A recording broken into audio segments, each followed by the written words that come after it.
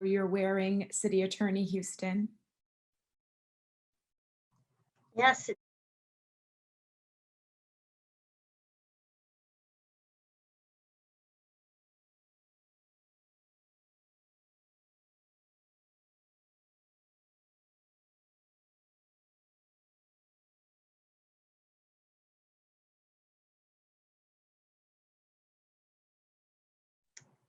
You know, City Attorney, I should tell you a funny story. When we're sitting on stage for the opening of the community center, I was looking over at this woman with very nice hair and a mask on and thinking, I know this woman from somewhere. I know this woman. And it took like an hour into it. I finally figured out it was you. I mean, because I haven't seen people in so long live. I was like, oh my God, that's Jolie. How did I not know this? Yeah, staff was like, is that you? And I'm like, yes, and I'm in real clothes, not in sweats or whatever. Yeah, we were all laughing because we hadn't seen each other in so long. It was really a lot of fun to be back seeing people. Yeah. That was funny, Sally. I know her from somewhere. I know her. I know. I hate when that happens. Okay, Vice Mayor, are you there? I am. Are you coming on video or not? She was hiding. She can stay off. Oh, there she is.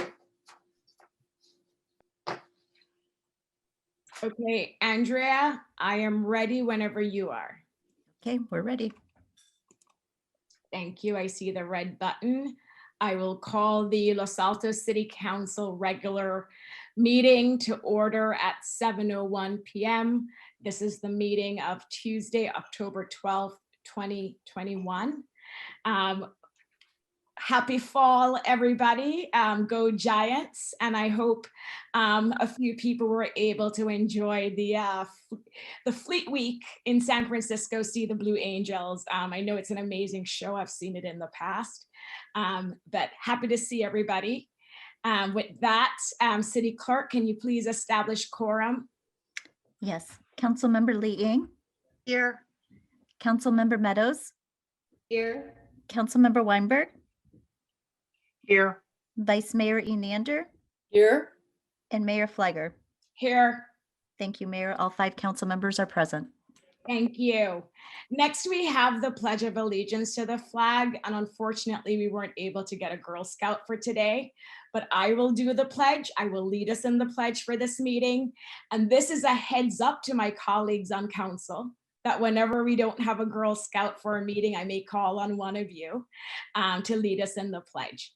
So with that, I will go ahead and lead us, and everybody else can put their button on mute, their audio on mute. So I pledge allegiance to the flag of the United States of America and to the republic for which it stands, one nation, under God, indivisible, with liberty and justice for all. Thank you.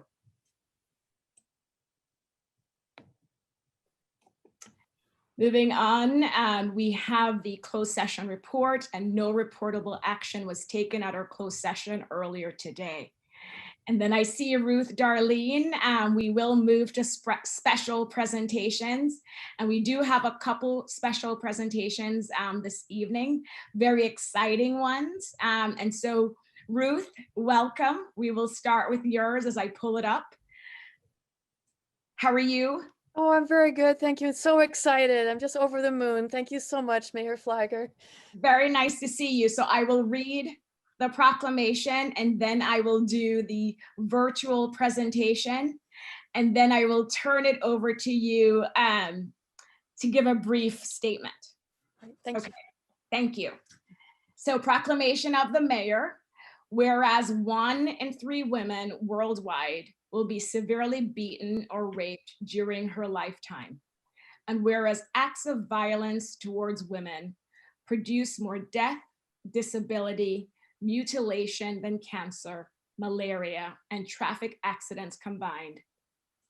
Whereas children growing up in a home with an abusive family member are more at risk of developing life-threatening chronic health issues and becoming abusers or victims of abuse themselves. Whereas coercive control is a form of domestic violence and a pattern of threatening, isolating, and controlling behavior, ranging from emotional and financial abuse to strangulation. And whereas coercive control legislation, as of January 2021, has passed into law in California Family Court as part of FC 6320. And whereas coercive control poses a lethality risk, transcends economic, professional, racial, religious, and cultural boundaries, and impinges on every citizen's fundamental human right to be free and safe in their own home. And whereas the Los Altos City Council and the Los Altos Police Department, in partnership with the 501c3 Women of Silicon Valley, or Women SV, all support the right of every man, woman, and child to live in peace, safety, and freedom in their own home. Therefore, I, Mayor Nisa Flagger, and the Los Altos City Council do hereby proclaim October as Domestic Violence Awareness Month in Los Altos and recognize the need for us to continue with support, education, resources, and protection to domestic abuse survivors in our community. Thank you. Thank you, and bless you, Mayor Flagger. Thank you, Ruth. Ruth Darlene is the Executive Director for Women SV. And as many people know, her organization provides so much of these services and support that I just mentioned. And so the city of Los Altos is very grateful for all the work you have done and continue to do. And we know you work tirelessly. And so to support your work, we are again this year granting you $40,000 for you to continue the great work for our community. And I think you already received the check. Are we able to see a picture of it? Okay, there it is. She has it. Okay. Thank you, City Manager, for getting it to her. Thank you, Ruth. Thank you. And I'll turn it over to you again for brief remarks, but thank you so much. Oh, thank you so much, Mayor Flagger and honorable City Council members and Gabe and all the people that made this support possible tonight. We're so grateful to you all for your support. What an honor it is. And so grateful to you as well for declaring October Domestic Violence Awareness Month. Most people know that October is Breast Cancer Awareness Month, and that affects 1 in 8 women, but most people aren't aware that October is also Domestic Violence Awareness Month, which affects twice as many women, 1 in 4. So I am so grateful to you for continuing to raise awareness about an issue that affects women in our country and across the world. And closer to home, it is still a significant problem. This past year, you helped us make a difference in the lives of 200 domestic violence survivors, many from our immediate area. And since we started this program 10 years ago, we have served over 1,000 survivors. This check, with all it represents, will help us continue to serve our survivors in so many ways. With our support group, we hosted 46 last year.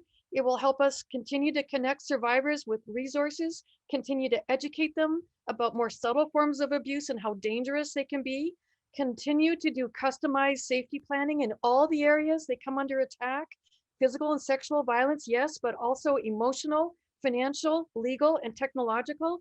Most of our survivors are facing severe financial abuse, and that's why we don't charge for our services and why we are so grateful for the support we get from Los Altos City Council because we rely on donations to keep our program going. This is going to help us continue to do outreach in the community through my column on covert abuse. You can read the latest installments in the Town Crier, through trainings for providers to help them become more trauma informed and working with survivors. Last week, it was a training for Kaiser physicians, a training for Los Altos a therapy clinic in Los Altos, and a training for new domestic violence advocates at one of our sister agencies. This week, it's a training for OBGYNs at Valley Med, plus a presentation later this week to the City Executives Committee. Thank you so much, Mayor Flagger, for making that possible. And thank you, Councilmember Lee Eng, for connecting me with Cupertino's mayor, Darcy Paul, who has already donated $1,000 to our program after I presented to their city council and to their public safety commission. And Mayor Paul has also kindly invited Women SV to apply for more funding during their budget talks next year. Next week, I'll also be doing another 8-hour training for the Santa Clara County Probation Department. Your support is making it possible for us to continue to do all this work, supporting survivors, raising awareness in the public, and educating providers. We are so fortunate at Women SV to partner with the City of Los Altos, which includes our wonderful, wonderful police chief, Andy Galea, who's been such a source of support and encouragement, and Captain Katie Krause and Captain Scott McCrossan, bless them all, along with their entire dedicated team at the Los Altos Police Department. We couldn't do this work without knowing you all have our back. So thank you for believing in Women SV and in our work, for believing in our survivors, for helping us continue to offer them support and education, invite them into a community of other survivors who come from many different races, countries, and cultures, but are all made sisters by their common experience of being trapped in a relationship with a powerful, sophisticated abuser. Thank you for making it possible for us to be there for them, to be part of their village, and to offer them hope, because without hope, nothing else matters. How blessed they are, how blessed Women SV to have your support as we continue to work to protect the right of every man, woman, and child to be free and safe in their own home. Thank you. No, thank you so much, Ruth. And I'm glad you mentioned Chief Galea and Captain Krause and McCrossan and the rest of the team there, because we know how much they support you and your organization and how well you partner together. So I do want to take this opportunity to thank them as well.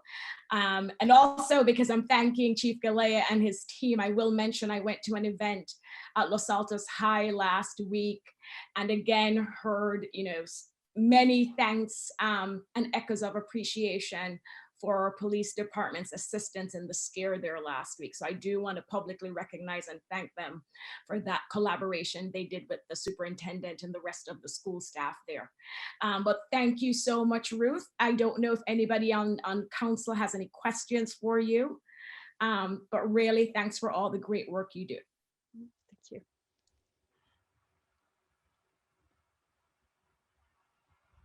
Okay, so the next proclamation is declaring October as Breast Cancer Awareness Month, and I will read that proclamation. Whereas 1 in 8 women in the United States will be diagnosed with breast cancer in her lifetime, and whereas in 2021, in the US alone, an estimated 281,550 new cases of invasive breast cancer, as well as 49,290 new cases of non-invasive breast cancer will be diagnosed, and an estimated 43,600 women will die. And whereas although rare, men also get breast cancer, and in 2021, an estimated 2,650 men in the US will be diagnosed with breast cancer, and approximately 530 will die. And whereas over the last few years, there has been a gradual reduction in female breast cancer incident rates among women aged 50 and older, and death rates from breast cancer overall have been declining since about 1990, in part due to better screening, early detection, increased awareness, and continually improving treatment options and access to treatments and other options. And whereas we applaud the advocates, medical professionals, researchers, caregivers who dedicate their lives to making progress towards cures. And whereas even with all the new and effective treatments, we must continue to stand alongside those stricken with and survivors of breast cancer in a united effort to seek out better, more effective treatments, or ultimately a cure for the many forms of breast cancer. Now, therefore, I, Nisa Flagger, Mayor of the City of Los Altos, and on behalf of the entire Los Altos City Council, do hereby proclaim October 2021 as Breast Cancer Awareness Month. Thank you. Yes, very somber proclamations this evening. So our last proclamation for this evening is a proclamation proclaiming, and I don't have the dates. I know the dates the dates on the agenda are not the correct dates. I will have Mr. Golden in his proclamation correct the dates. And I see him on video. So Steve, Mr. Golden, I will turn it over to you to read the proclamation. Thank you. Sure, yeah. So we're declaring the week of October 23rd through the 30th to be Flood Preparedness Week. And I'll just read the proclamation. Whereas California Flood Preparedness Week brings together state, federal, and local agencies to inform residents about flood risks associated with flooding and tools that citizens can use to prepare for flooding. And whereas several creeks pass through the city of Los Altos, including Adobe, Hale, Permente, and Stevens Creek. And whereas climate change and warming is causing more extreme weather events, in particular, with more evaporation, there is more water in the air, so storms can produce more intense rainfall events in some areas and exacerbate flooding. And whereas the city of Los Altos maintains extensive storm drainage network, a sandbag station, and engineering and planning and maintenance staff working to reduce flood risks. And whereas in addition to storm drainage network, flood protection is provided to the city of Los Altos by the Valley Water District and its maintenance of creeks that convey storm-generated runoff north to the San Francisco Bay. And whereas the city of Los Altos wishes to support building resilience and emergency preparedness in our community, including flood preparedness. While no one knows when or where disasters and emergencies may strike, each of us can work to prepare for the unexpected. Taking steps to prepare ahead of time can help individuals and communities respond better and stay safer during crisis. And whereas the time and effort invested now in assessing flood risk and preparing will help Los Altos residents and communities navigate through and recover quickly from whatever may come. The time to act is now, before the rainy season sets in. And whereas individuals can help prepare themselves by registering their cell phones and home addresses to receive emergency alerts at the website www.alertscc.org. You can sign up for alerts by texting zip codes to 888-777 and learn more about flood preparedness by going to www.valleywater.org/floodready. Now, therefore, the mayor of the city of Los Altos, on behalf of the city council, do hereby declare October 23rd to the 30th to be Flood Preparedness Week in the city of Los Altos. The mayor calls upon all community members to join together to understand their flood risks and take steps to be prepared. Thank you so much, Mr. Golden. And I was told earlier that you have a title to go with this. So I want to make sure I'm giving you, is it Mr. Flood, or do you have a title that goes with this presentation that I should have? Tonight I'm wearing the flood administrator hat. Yes. On top of my senior planner hat, so. I should have said that at the beginning. So thank you, Flood Administrator for the City of Los Altos.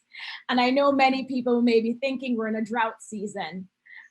So do we really need to be preparing for a flood? And your answer to that question would be? Of course, yes. It could be around the corner. And as stated in the proclamation, we all know that climate change effects have been making more intense weather events. So we can expect the flood season to be perhaps different than years past, and we just don't know. But being prepared is the best thing for us moving into the future. Great. Thank you, Mr. Golden. Thank you very much. Administrator Golden, thank you. Okay, we will next have a special item, which is the introduction of our new finance director, who we're very excited to have on board. And so I will turn it over to Mr. England to introduce Mr. Furtado. Thank you, Mayor. We really are excited to introduce our finance director tonight. I see that IT has taught him the virtual background already, which they refused to teach me. So he's a quick study. I'm going to let our HR manager introduce him though, but I do echo those comments. We're very excited John is here. Good evening, Mayor, Vice Mayor, and Council members. Irene Sillipen, Human Resources Manager. Today, I do have the privilege of introducing our newest member of the city's executive leadership team. After conducting a national executive search led by a firm, the city selected and appointed our new finance director. We appointed and welcomed John Furtado as our finance director on September 21st, 2021. John brings over 20 years of finance experience to Los Altos, 19 of which have been at the senior level management roles. He's going to oversee citywide financial activities and operations, including budget preparation, supervision of accounting procedures, and also as the finance director, he will closely work with the Finance Commission as staff liaison and advisor. We are all very excited to welcome John to the city of Los Altos. John, I turn it over to you for a few words. Thank you, Irene, for that flattering introduction. Mayor Flagger, Vice Mayor Lander, Council members Liang, Meadows, and Weinberg. I'm delighted to be here at Los Altos. I will be working closely with the city manager, Mr. England, and Team Los Altos to deliver on council direction and goals while maintaining an efficient and ethical finance department. Thank you for welcoming me. Welcome to Team Los Altos, Mr. Furtado. Really happy to have you, and I'll open it up to my colleagues if they wanted to say anything. Vice Mayor. I had the pleasure of talking with Mr. Furtado in my role as liaison to the Finance Commission, and I wanted to especially welcome him to the team. And I find him not only incredibly knowledgeable and articulate, but already has a wonderful grasp of the things that are ahead of him and the many tasks that have been laid out for him to do. And I look forward to working with him as liaison. And I know the Finance Commission will also be thrilled to have him on board as well. And I'm sure all of you will find him knowledgeable, helpful, and really insightful about how to improve our financial processes and reporting. Welcome, Mr. Furtado. Thank you, Vice Mayor. Thank you. Councilmember Meadows. Actually, I was just trying to clap, so I didn't really have anything to say, but welcome, and I enjoyed meeting you in person at the community center grand opening. Thanks, Councilmember Meadows. Anybody else? Councilmember Weinberg. Thank you, Mayor. I also had the pleasure of meeting Director Furtado at the opening of the community center. Thank you for joining us and welcome aboard.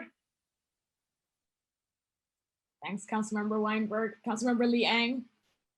Ditto to everything that was said prior to me. So welcome aboard. Look forward to seeing you again soon. Thank you. Thank you, everybody. And welcome again, Mr. Furtado. We all look forward to working with you. Thank you.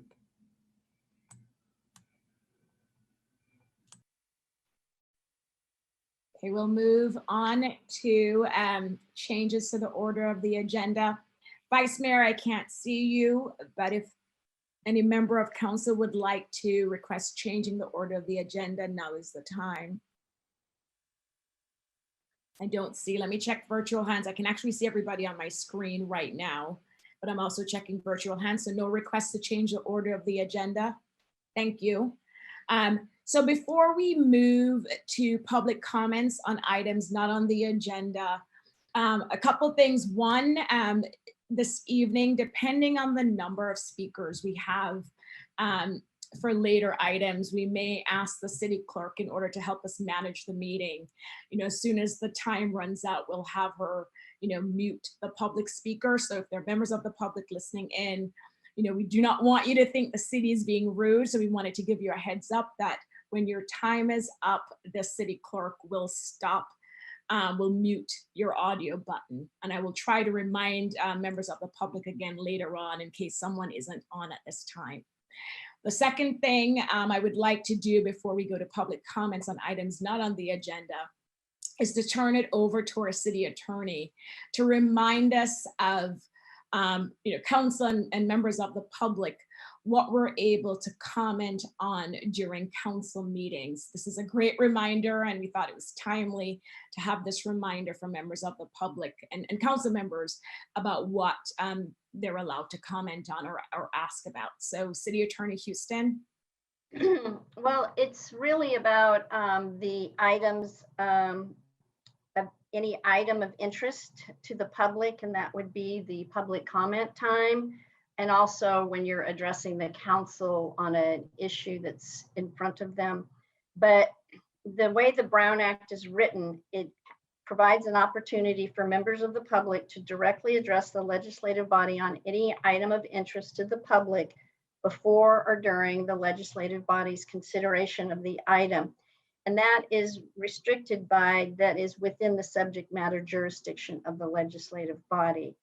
So, and then you can't, for public comment time, you can't take action on it. You may comment on it, but it should really be an item that is of public concern to the city. I just want to remind everybody that there are some limitations to public comment. It has to be an item that is of public concern to the city, which I know is broadly defined, but that's my comment tonight. No, it's a great reminder, especially the portion that talks about staying within the subject matter jurisdiction of our legislative body. So thank you, City Attorney Houston. So with that, we will move to public comments on items not on the agenda. City Clerk, do we have any hands raised? I have one so far. Okay, let's go ahead and give that speaker 3 minutes, please. Okay, the speaker's name is Betty. Hello, can you hear me? Yes. Oh, hi. Honorable City Council, as many of you know, I'm Bet Houchins. I'm here to represent more than 300 Los Altans who support the off-leash dog pilot. You built it and many dog owners showed up, including me. So thank you. On behalf of the newly formed Hillview Dog Park Preservation Society, I ask that my group be permitted to present a report at the council meeting when you review the Park Commission report concerning the pilot. We are working with many stakeholders to understand the concerns, and we share many of the same concerns.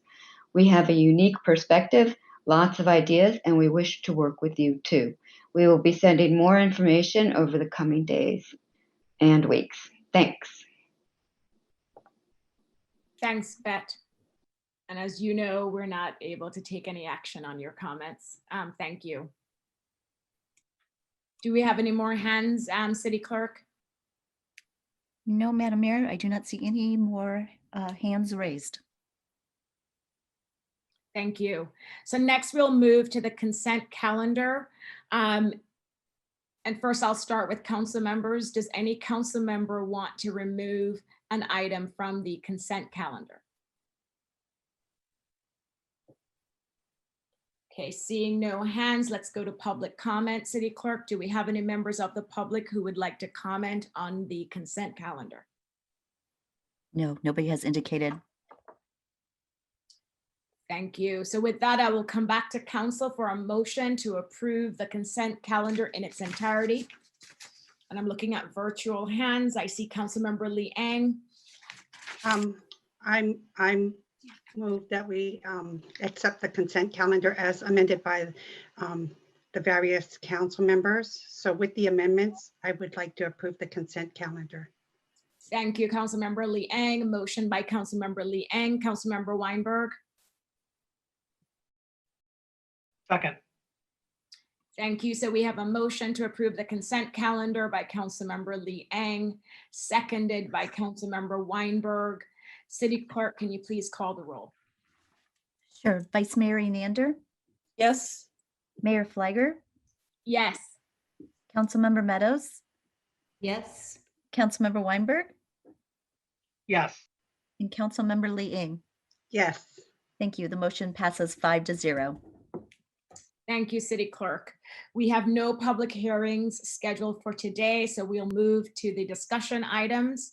And the first item is item number 7, which is proposed amendments to the City of Los Altos guidelines for public arts. And I see we have Ms. Chu here to present on behalf of the city. So I'll turn it over to her. Thanks for being here. Thank you so much, Mayor Flagger and council members. My name is Jamie Chu, and I'm the Recreation Manager for the City of Los Altos, and was the staff liaison to the Public Arts Commission. And so before you this evening are proposed amendments to the Public Arts Guidelines. And there are several sections that the Public Arts Commission would like to make amendments to. Just as a reminder, the original set of public art guidelines was approved in October of 2018, and it was in July of this year that the Public Arts Commission identified a few areas that they felt needed additional bolstering and amendments. The first section is specifically in section 3, which is the donation section. And then they are proposing a new section on how to facilitate partnerships between local artists in Los Altos and organizations, and how that partnership might work. And so that is a brand new section of section 6 that they're proposing to add to the amendments. And then there was one minor adjustment by our city attorney, again, with a clarification. The Public Arts Commission is not physically able to enter into contractual agreements. And so clarification on one section in the description of the guidelines as well. So those are the amendments that are before council this evening, and happy to answer any questions or provide additional clarification. Thanks, Ms. Chu. Any questions? And I'm looking at virtual hands. Councilmember Meadows. Thank you, Ms. Chu, and thank you to the Public Arts Commission for a very thorough job on this. I just want to make sure I understand, because there's a number of different attachments, and we had one set of things and then we had another set of things. So I wasn't quite sure I understood what had changed. So if you could walk us through what all those attachments are, that would be helpful. Absolutely, happy to provide clarification. So there are 4 attachments in the report. The first attachment is the current guidelines as they stand now. The second attachment, and this goes in order of the guidelines, the second attachment specifically highlights the amendments to the donation section, which is section 3. The third attachment is the new section, section 6, that the Public Arts Commission would like to add, and that's specifically on proposed partnerships. And then the final attachment is the red line, which indicates and incorporates all of those amendments into the document, so you would see where those changes fall. Thank you. I appreciate that. That's what I thought, but I didn't want to make assumptions and find out I was dreadfully wrong. One other question, when I looked at the first materials that came out, and I didn't seem to find it in this final packet, it had talked about art really coming from either residents of Los Altos or I forget whether it was businesses or it was very, very, very Los Altos specific as to the artists and such. And I didn't think I saw that in what we looked at in the final version. Can you explain whether I missed it and did that disappear, etc.? No, it is still in that section, and it is in the proposed partnerships. So when the Los Altos Public Arts Commission was discussing, they wanted to support local Los Altos artists and local Los Altos organizations. So there is a section, and I will say the commission actually did discuss whether it should be Los Altos specific or open, but they opted to really support local artists and organizations. So that is what is currently before you, and that is in section 6. Okay, and so is that specific just to partnerships then, or does that apply to all? Okay, so it doesn't apply to all art, it applies to partnerships. Correct. Thank you so much for those clarifications. Thanks, Councilmember Meadows. Anybody else with questions for Ms. True? Okay, I don't see any more hands, and Ms. True, I have a couple of questions. So Councilmember Meadows actually asked one of my questions because I wanted to better understand why in section 6 we were saying artists must be Los Altos residents or the organization must be based in Los Altos, and whether or not the commission considered maybe giving a preference to Los Altos artists and organizations. They'll always get preference over any other organization, but if there's a year, for example, that an amazing artist from somewhere else in the county wants to collaborate with us, I feel by having this would preclude us from doing that. Is that correct? Yeah, the conversation by the Public Arts Commission, again, there was discussion on whether to open it up, but they did, at least for these current amendments, they did want to put the focus on local artists and organizations. And so that is why the current verbiage is the way that they listed, but they did have conversation on whether it should be open. But again, they wanted the focus to be on local. Thanks, Jamie. And then how do we reconcile that? I mean, maybe we just have a lot of artists and organizations here in Los Altos, but if the plan is to provide the stipend annually, but we will only partner with the same organization, every 36 months. I'm just curious if we may not end up with years where we don't have new groups to partner with. And it almost conflicts with the fact that we're saying every year we're going to give this stipend. So I'm trying to put it all together for us so it makes sense. No, absolutely.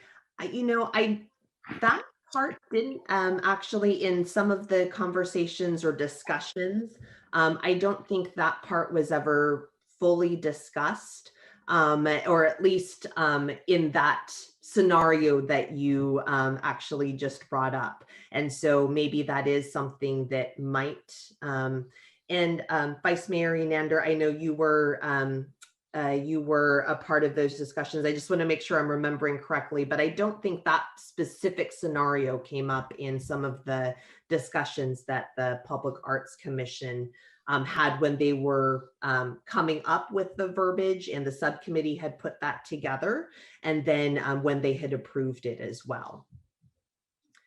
Maybe I could clarify, Mayor. Yes, please, Vice Mayor. And I'm looking because I think it's helpful in section 6, the proposed section 6 under the program operating guidelines. In the 3rd bullet, it talks about once per year that the commission would provide a $1,000 stipend to partially sponsor an underfunded artist or arts education organization that is interested in partnering. That is different from the other kind of partnering that is described in this section. It is intended as a specialty program. It might or might not happen every year, but it could happen once per year. But it is for the specific purpose of assisting either an underfunded artist or an arts education organization. That is different from arts organizations that they might otherwise partner with, as described elsewhere in section 6. So I don't think that there's a danger in not having something to do. And I wanted to clarify that because I think it takes a little bit of a close reading of this section to understand that distinction, and that the organizations that they can partner with in some of these other things are city or maybe county based. So they are not exclusive to Los Altos. It does say city or county. So it is not, the organization is not strictly limited to Los Altos, but the artist or an arts organization or underfunded artist that might get a stipend is restricted to Los Altos. And they were very careful in kind of parsing all that out and looked at a number of other cities that have these kinds of programs and tried to see, you know, what do other cities do and how did that work for them? And there was a great deal of research done by a number of the commissioners in the subcommittee that worked on this to make sure that we were both aligned with what other cities do, but also benefited from what they found were best and most successful practices. So thank you for that, Vice Mayor. You're clarifying it for me, but then you confused me again. So I'm sorry. Others are nodding. So what types of non-Los Altos organizations could we partner with under Section 6? And when would that happen? Because you said something that. Let me find the right language so that I don't misquote things. It's under identifying potential partners, where it says County Arts Group. Yes. Oh, I know, but could you reconcile that with everything else you said? Okay, so and I believe there are people from the Arts Commission on here who might speak this better than I would. So I don't want to usurp their ability to clarify things, and I don't mean to muddle them. But my understanding was, as you said, in identifying potential partners, those are for joint projects. Okay, so what organizations would they partner with to do projects? That is not necessarily the same as funding an underfunded artist to do something. These are separate things. So does that help? It does, but that's not clear from the policy. So we will only partner on projects with Los Altos artists or organizations based in Los Altos. Separately, we may give a $1,000 stipend to non-Los Altos groups. No, you've got it backwards. If you go back and look at the program guidelines, what it says in the third bullet, that they will provide a $1,000 stipend to partially sponsor an underfunded artist or arts organization that is interested in partnering. And that is limited to as I understand, is limited to Los Altos people. And that's in the first bullet. Art that is co-sponsored must be Los Altos residents, and arts education organizations must be based in Los Altos. But when it comes to doing potential partners for other projects, which is down on the next page, that is where it can be broader. So other projects that don't fall within the collaboration under program operating guidelines. Correct. Under the specific bullet, under the third bullet, the once per year stipend issue. Okay. That's intended to be a discrete program, if you will. Got it. And I think maybe in the discussion we can, so I can suggest, because it wasn't clear from the reading, but your explanation really helped. So thank you. And again, I think we have both I'm not sure, I haven't looked whether we have the former chair, but I'm pretty sure we have the current chair, or the presumed. We're in the midst of changing over. So Nancy Ellickson has been chair and Monica Waldman has been vice chair. And I think one or the other or both of them are on here. I haven't looked over on the participants, but they can certainly expound on this if there is further questions or confusion. And I just have two more questions on Section 6. So under the Los Altos Public Arts Commission sponsored artist program section, where it talks about the decision to pay the stipend to any artist or group is at the discretion of the commission. Did the commission discuss any criteria that would guide their decision? That I think is an item best answered by one of the commission members, because they do have their own internal processes for evaluating art under the rest of the guidelines that they're not proposing to amend. But in general, their processes for collecting proposals and evaluating things are specified elsewhere in the guidelines. So that I would definitely need the commission, because as a public entity, we need to make sure we're consistent in the criteria we're applying, and it's transparent in how we're picking one artist or a group over another. So, so Monica or Hillary, if maybe the city clerk, let me ask my last question, and then maybe we can go to the commissioners to answer that criteria question, which is, I think, very important. So the last question under identifying potential partners, there's a lot of work involved here in reviewing the proposals and doing the selection and working with staff. I just want to confirm that that work will be done by commissioners and not staff. Correct. And I'm sure Jamie is happy to have me say that, because we do not have staff who have had responsibility for doing this, and they're happy that they haven't had the responsibility for doing this, because they have plenty of other things to do. And it is one of the wonderful things about our Public Arts Commission is that we have commissioners who are willing to de facto act like staff and do this incredible amount of work on behalf of the city. Well, I'll have the city manager weigh in there, because if they're doing work like this on behalf of the city, we need to make sure they're still following certain protocols. Absolutely. And you know, this set of commissioners, and I know many of them well, I know they're ready to roll up their sleeves. They did so much for the community center. So I have no doubt this current group will do this work, but we'll appoint people in the future, and we're signing them up for, this is a big task. So I just wanted to make sure we flagged that for commissioners. Mr. England, did you have anything to add there? No, Mayor, you got it. Perfect. Thank you.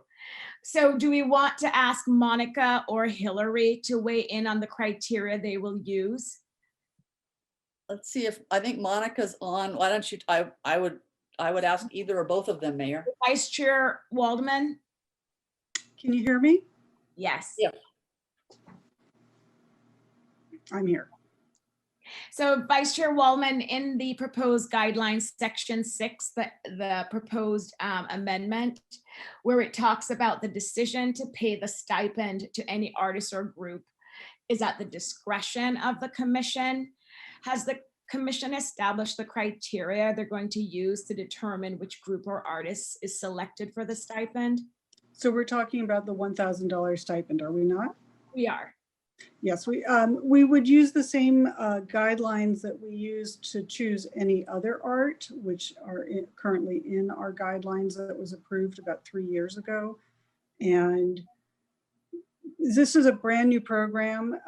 We felt that we should have a $1,000 stipend to encourage art coming from Los Altos, staying in Los Altos, but we don't have an actual criteria of choosing person or group A over person or group B. That would be different from when we do a call for art, where we look at different pieces of art and think what would be best in our community, what fits our community standards and our norms, and would hopefully bring a little happiness and joy to people who either view it or experience it. Thank you, Ms. Wallman. Do you have any other comments to make? So now I'm going to move to public comment, and I see you had your hand raised before. Yes. Go ahead. So we will give you 3 minutes. Go ahead, Monica. Oh, no. I'm sorry. I just didn't realize that I would automatically be put on that. I raised my hand unknowingly. Oh, okay. Well, thank you for your answer then. City Clerk, let me turn it over to you. We don't have any more council questions, so let's go to public comment on item number 7, and then we'll come back for discussion and a motion. Okay, Madam Mayor, I have 2 members of the public with their hands raised. One is Hillary King, and the other is Teresa.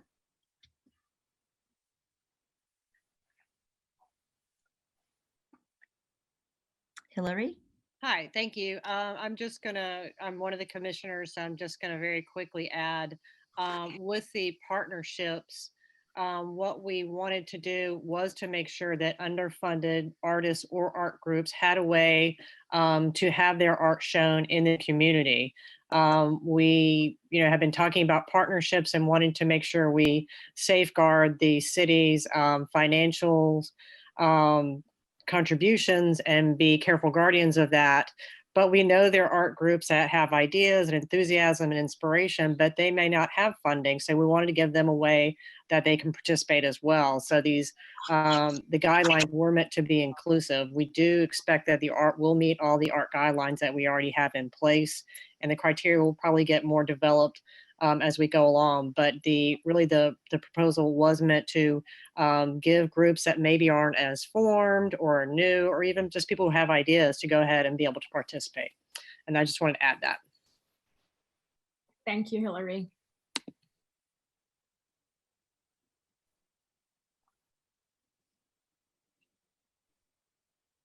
Madam Mayor, our next speaker is Teresa. And if I could have the speakers please state their name and the city of residence before they speak, or as they start to speak. Hi, my name is Teresa Morris. I'm on the Park and Rec Commission. I'm not speaking as a commissioner this evening, but I wanted to say that I do have a little concern about having an emphasis on the arts, the stipend being for Los Altos residents specifically. I would feel more comfortable if the stipend were first considered for Los Altos residents and then allowed to be considering other artists, because I'd like to have Los Altos be as generous as possible with artists from everywhere. Thank you very much for the time. Thanks, Teresa. Any other speakers, City Clerk? No, Madam Mayor, there's nobody else wishing to speak.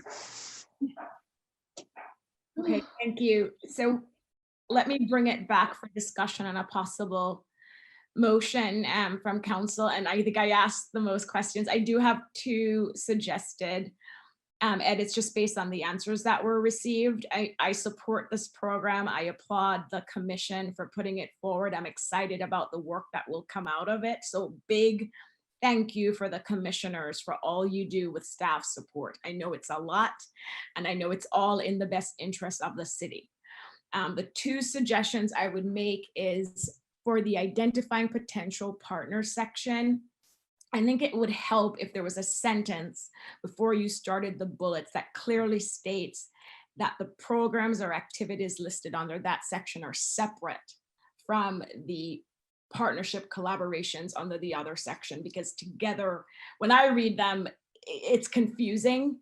And so even just one sentence clarifying that identifying potential partners is separate from the collaboration partners, which have to be strictly Los Altos, separate from this other potential partners, which could be county-based or local-based. So that's one suggestion. And then the other suggestion is on the criteria related to the stipend. If we will be using our established and approved guidelines, if we could maybe add there, the decision to pay the stipend to any artist or group is at the discretion of the commission and within the guidelines approved by the commission. So it's very clear that our commission still has to operate within adopted guidelines when they select the artist or group. So those are my only two suggestions, but I appreciate hearing feedback from council members. So Vice Mayor. Mayor, just a question for you. If you look at the section that's in between those two called Los Altos Public Arts Commission Sponsored Artist Program, it does expand on the stipend issue, and it does refer in the end of that paragraph to the guidelines for public art. I'm wondering if that covers it, or if you would prefer that that occurred earlier and maybe that would satisfy what you were concerned about. No, it's under, because when you read it, especially because you have the group that's restricted to Los Altos artists and individuals, and then you now have the separate program that could expand to the county base, it's just making it very clear right at the top where it talks about identifying potential partners, that these partners would be different from the partners covered under, and they're not labeled A, B, C, D, but for example, we could have said section 6B, just to make sure those are two separate programs and someone picking it up doesn't think they're the same program, but somehow there are inconsistencies between them. Okay, understood. But those are the only two. Anybody else with suggestions? Councilmember Weinberg. Thank you, Mayor. And thank you very much to this work that the Public Arts Commission has done.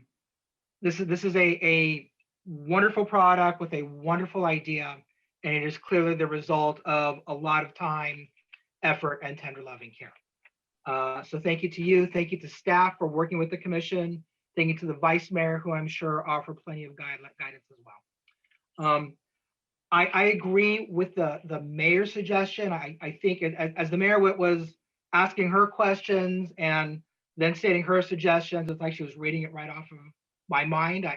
I'm fully in agreement with her suggestions and why she wants them. There are a few more suggestions that I would like to propose. In sections 3 and 6 of the document, I think it would be appropriate to add a clause noting that the council really has the final authority to accept or decline a donation. We are talking about a donation or a stipend. So with a stipend, we're talking about city money, not commission money.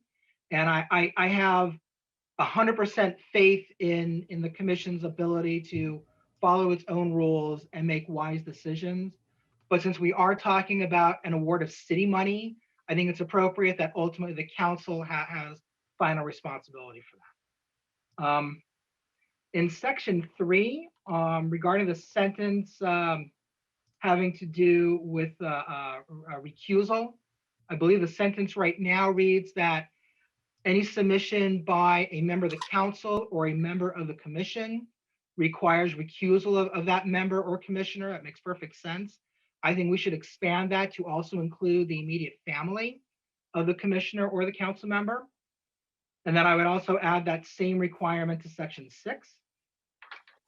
Also in section 6 on signage, I think the signage should say that the art is sponsored by the city of Los Altos and blank, not the Los Altos Public Arts Commission, because again, we're talking about city funds or city land. So I think it should be the city, not the Public Arts Commission that's signed there.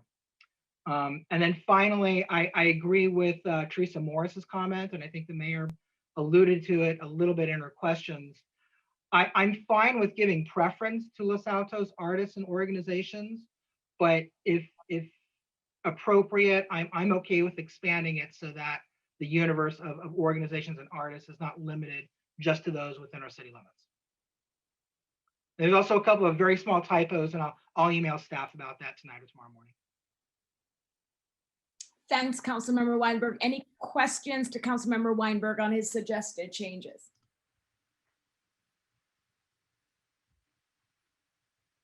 Vice Mayor? Just a couple of comments. The signage is consistent with kind of best practices in other cities. It usually refers to whatever the Arts Commission is as a part of the signage. So that's the reason that that's there.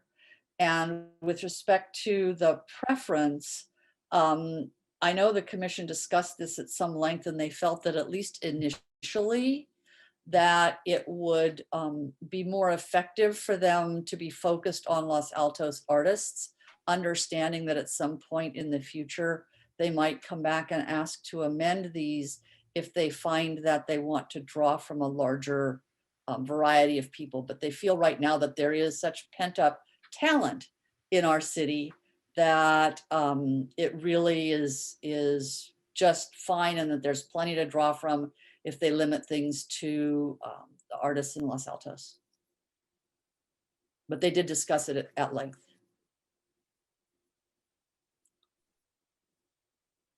Okay, thank you. Councilmember Lee Ang.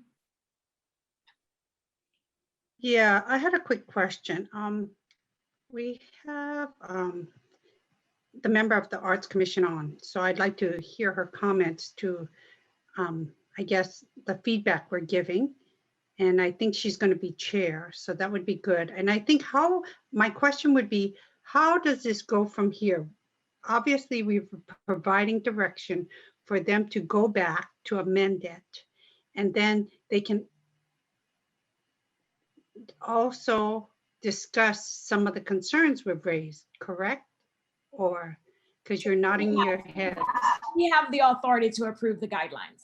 So we would, what we could do tonight is move to approve it with the amendments we have recommended tonight.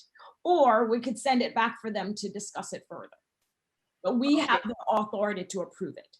I just wanted to understand better which the intent was. Thank you. Thank you, Councilmember Liang. Councilmember Meadows. So going back, we're poking at the residency requirement from many different angles, and I want to come at it with another angle as well. I think a number of us are trying to wrestle with this aspect in particular. So, so one can leave it as the commission wants, and we could suggest that they come back and tell us, do they, are there really a lot of artists, and, how is it in Los Altos specifically, how is that working out? One of the things that I thought about, I think it's fair we could say Los Altos residents and Los Altos organizations. We could also say, or others with deep connections to Los Altos. I mean, I think there are artists who have lived here or been born here or might want to honor their parents. And I know they've talked about memorials. I'm not talking about a memorial piece of artwork, but there can be someone who has deep connections to Los Altos that would also be ruled out by the way if they're no longer in the city, but perhaps family is.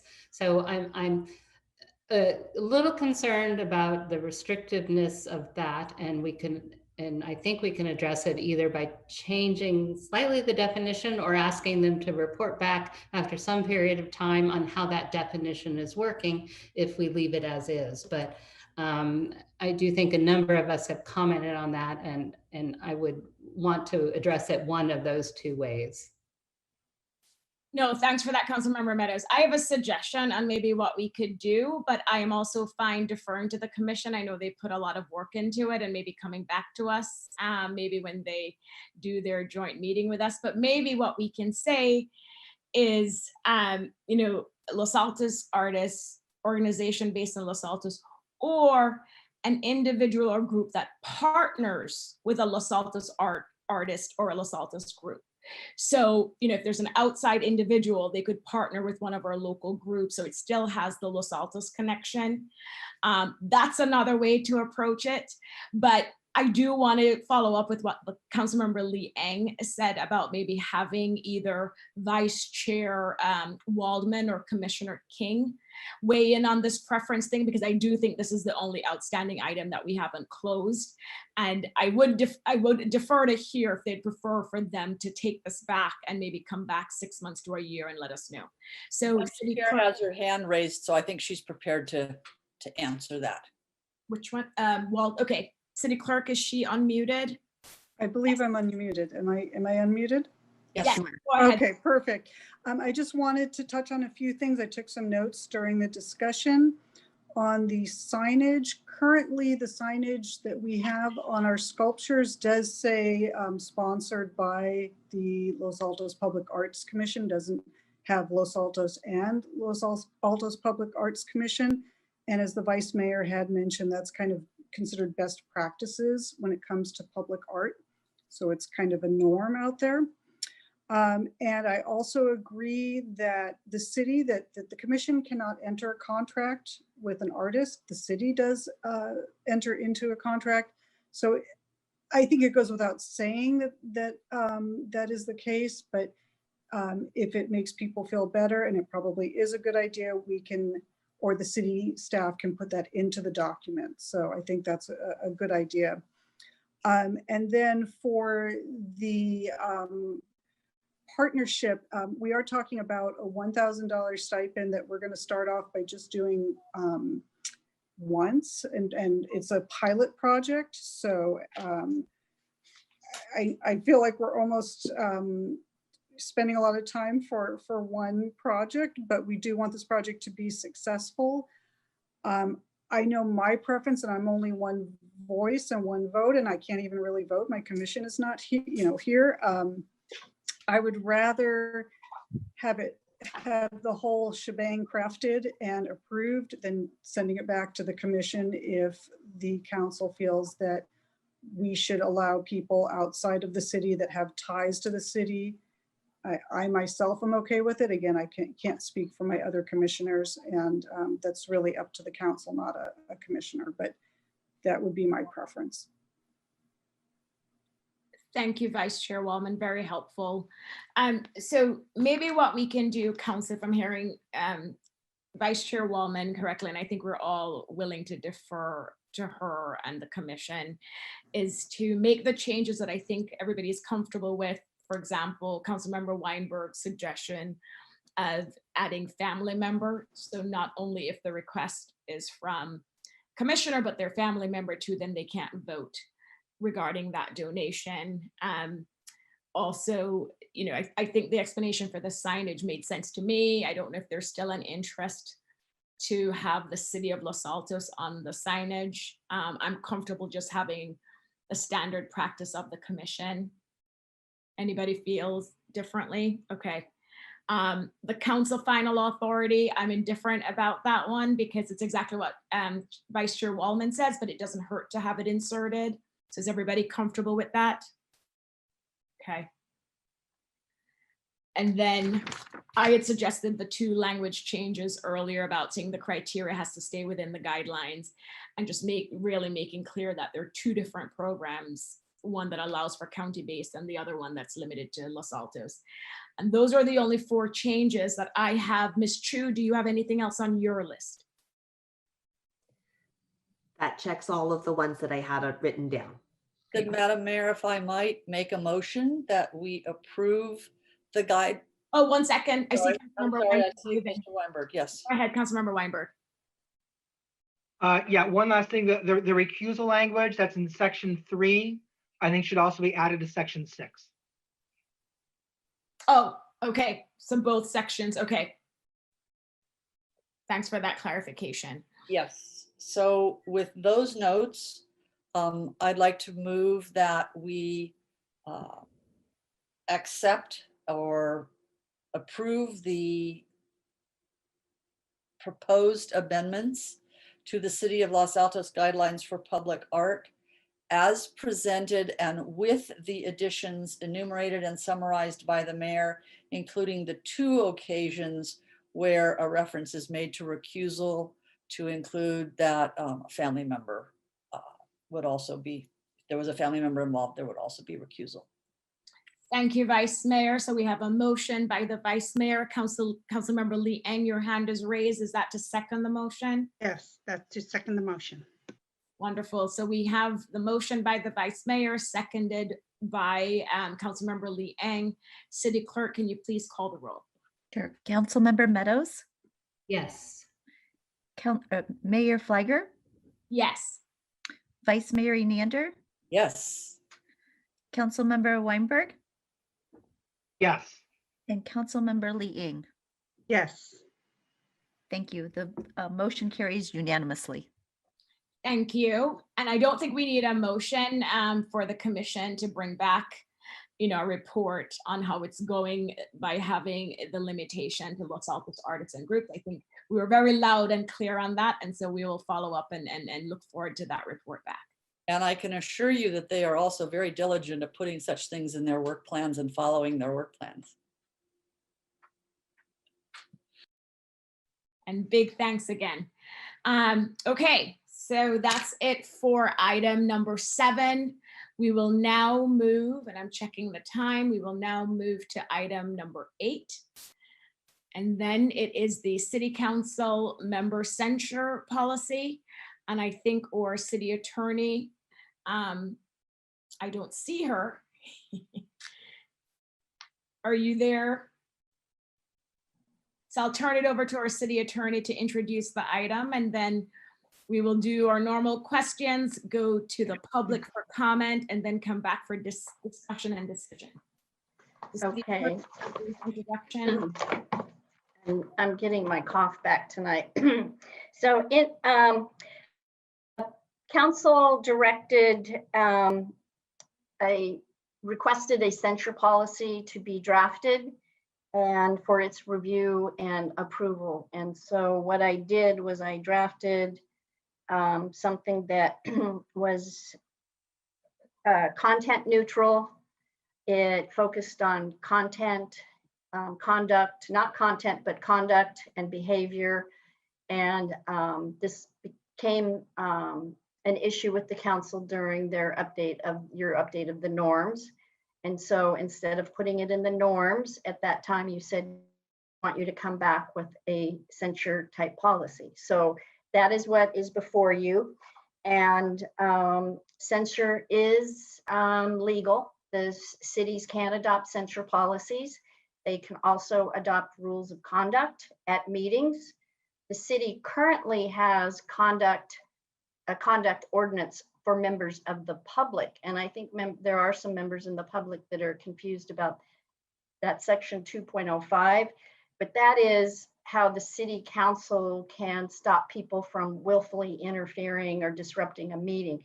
That's different than a censure or admonition policy, which is something that the council may adopt and enforce. And so the memo explains the terms. It will be effective on the date of adoption. It is not retroactive, and it will not go back to any past conduct. And under this policy, it would not be enforced without prior warnings.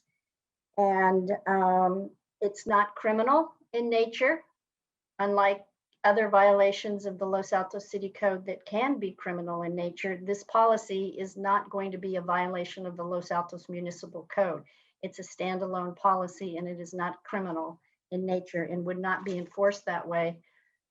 And so I'm trying to see if there's anything else that may have come up in some of the public comments. But that is really an overview of the censure policy, and I'm available for questions if you have any. Thank you, City Attorney Houston, and thanks for that overview. I will start the questions as City Attorney, and then I'll see if my colleagues have any additional questions before we go to the public.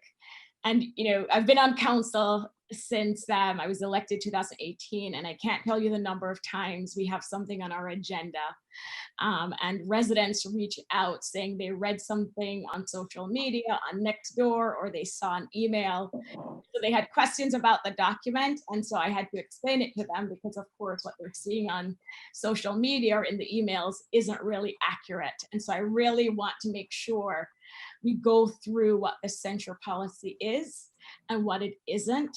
And so you've already addressed a couple of them, but I really want to make sure we underscore what this policy is and what it isn't.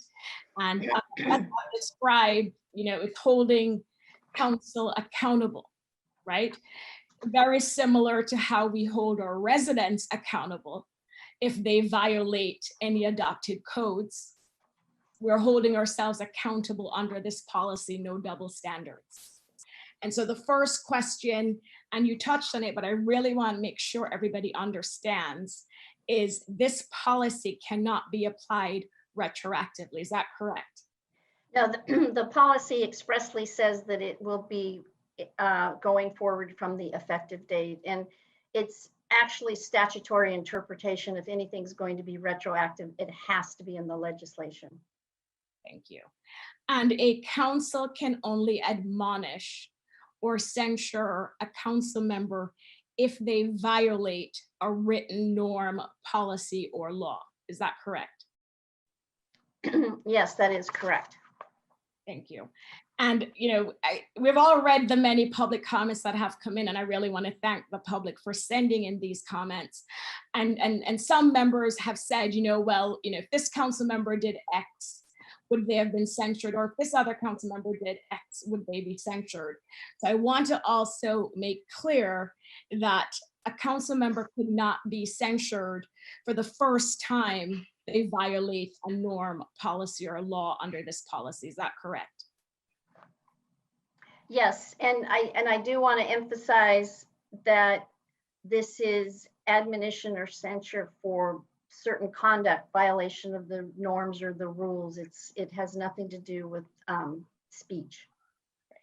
It has nothing, and that was another question I had City Attorney to clarify, that this policy would not allow council to censure anybody for free speech, what they said or how they voted, correct? Yes.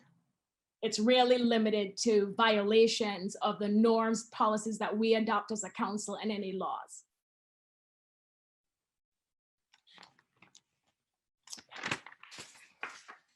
And then the last question I have is, I know it's titled censure policy, and I actually went back and watched the meeting where we talked about it. And I know the initial proposal was for a censure policy. And I remember saying, but let's include other things in the policy and not only have censure.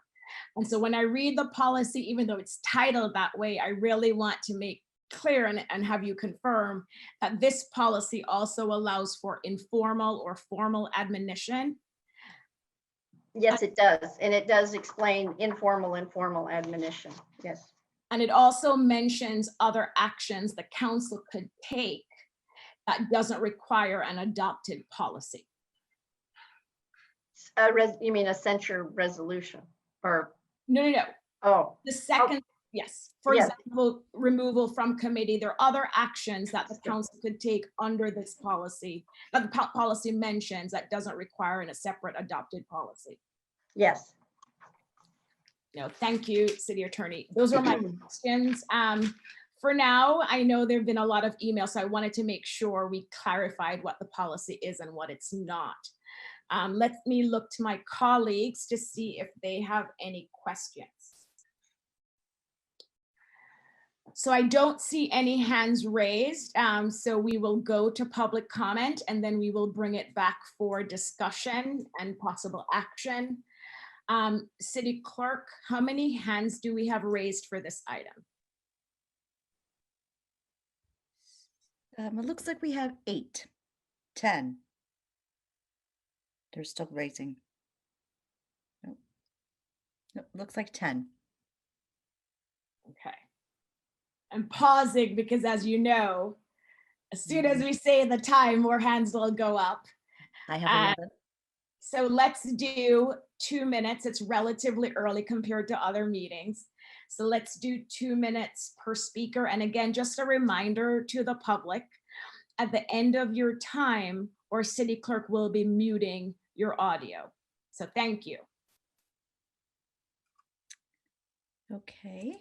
Our first speaker is identified by a number with the last 4 digits, 9767. 9767.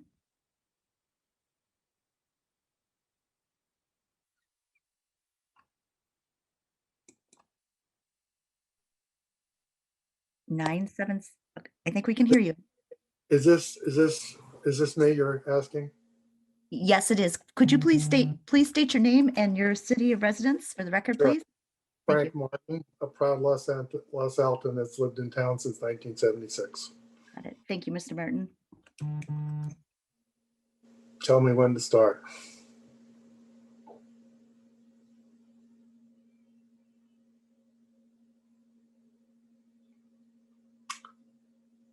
You may start. Okay.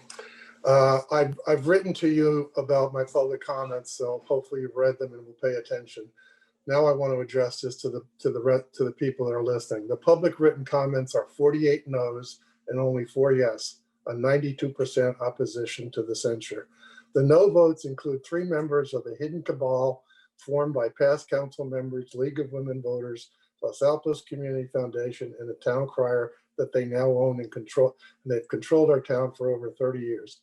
These hidden cabal members defeated Measure C to protect our city lands and told lies and scare tactics and backed the election of the current council cabal of Weinberg, Flagler, and Meadows that vote in a block most of the time, like they may be going to do by using city resources to create a downtown theater in the future. I hope everyone watches their wallets. Your process makes any council member a majority, the accuser, the investigator, prosecutor, judge, and jury, or in simple terms, forms a kangaroo court. I expect this outcome from places like Russia or Afghanistan, but not Los Altos. Moreover, a resident that is a lawyer sent you a legal brief that differs with the opinion of her attorney that states that cities in California do not have censure rights. So you better look into this. If this is true, I would have expected more from lawyers like Councilmember Weinberg or our city attorney. And if it's true, I would call for you to send complaints to the city bar and ask for their resignation. A better approach to censure is to simply use the norms that you have to regulate inappropriate behavior when it occurs instead.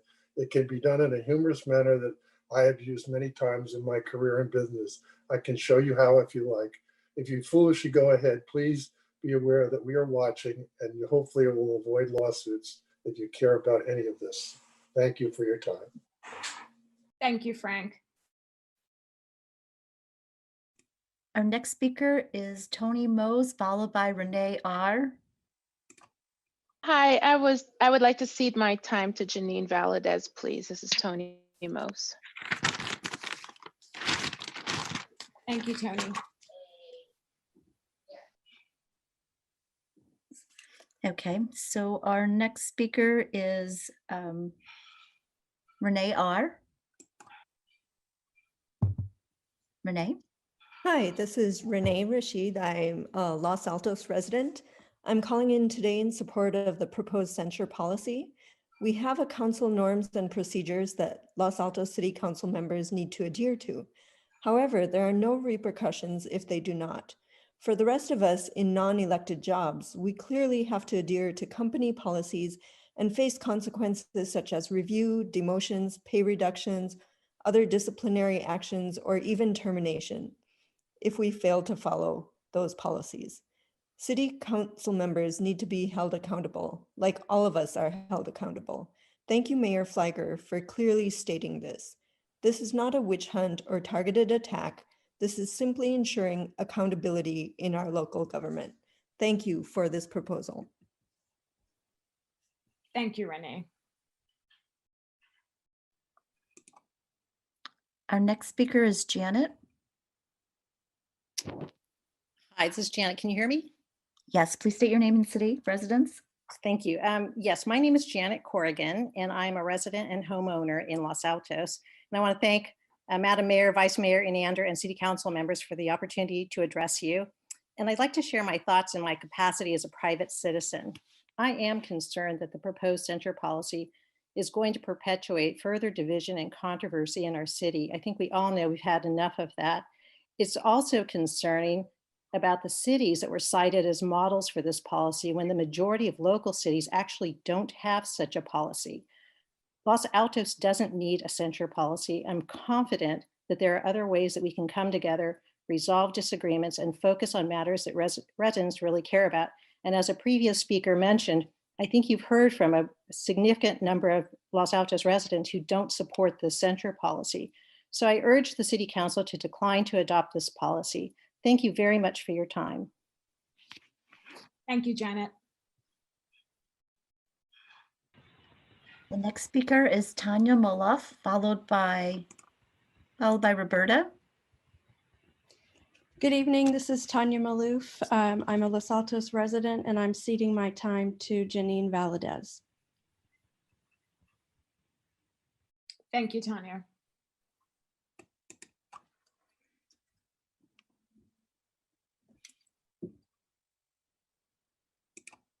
Our next speaker is Roberta.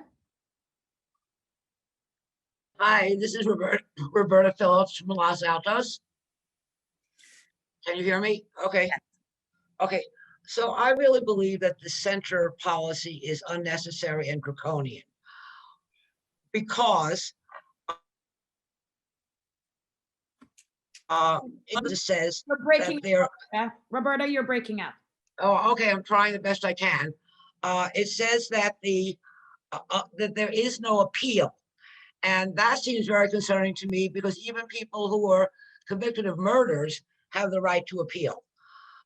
It also says that no investigation is required, which is very concerning because the only recourse a person would have would be to sue the city. And there are council members who said they don't want any more lawsuits. The third thing is, I believe that the censure policy only requires 3 votes when other cities, and it's rare in other cities to have the policy in the first place, where 4 votes are required. Also, I was concerned that a letter that I saw from a person who approved of this, who said there have been many violations of the Brown Act. And we all know that this is exactly why you should not have this policy, because there have not been any violations of the Brown Act. The FPPC would need to make a ruling that there was a violation. So we can't just make it up as we go along. And I think there's really a big downside to this in dividing the community. And I think there are better ways for the community to get along with each other than to punish and admonish each other. Please not move forward with it. Thank you. Thank you, Roberta. Our next speaker is Renette Ah, followed by Terry Couture. Renette. This is Renette Al. I'm a Los Altos resident, and I cede my time to Janine Valadez.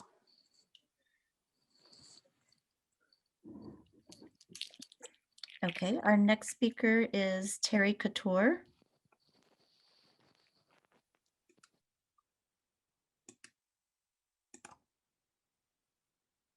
Hi, it's Terry Couture, and I live in Los Altos. Came here in 1958. The city council priorities, thank you council for allowing me to speak as a private residence. The city council priorities in 2021, Objective 7 says, the city council will continue to create a culture that is welcoming for the community, the volunteers, and the visitors through respect, inclusion, equality, and cultural awareness. This censure policy will only deserve to divide the groups, and it will make it very difficult for anybody that's working with the council to trust the council. Thank you very much. We recommend that you do not allow this censure to go through. Thank you, Terry. Our next speaker is Lance.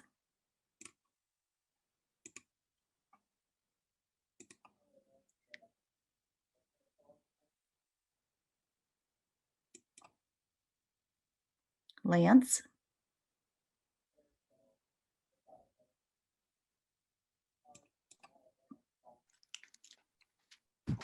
I seem to be having, oh, there we go. Lance, please state your name and city of residence.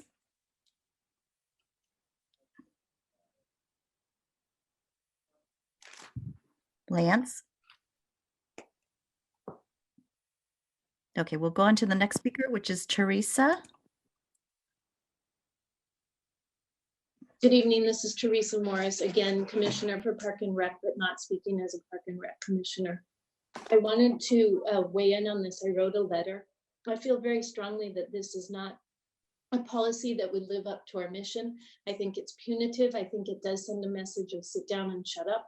I do think it has a risk of setting up a situation where if certain council members didn't want to hear from other council members, that they could come up with a way to censure the person. I do fully understand that there is process and that would be hard to do, but I do believe it could be done. My last comment about this is I think it's extremely mean-spirited. And again, I do think it is one of those things where it can be misconstrued and used as a way to hold women and minorities down. We should be encouraging conversation and solutions and not trying to stop people from being engaged and getting creative and coming up with ideas on how to solve problems as a team, because that's what the council is, would be, I think, a better approach. Thank you for the time. Thanks, Teresa.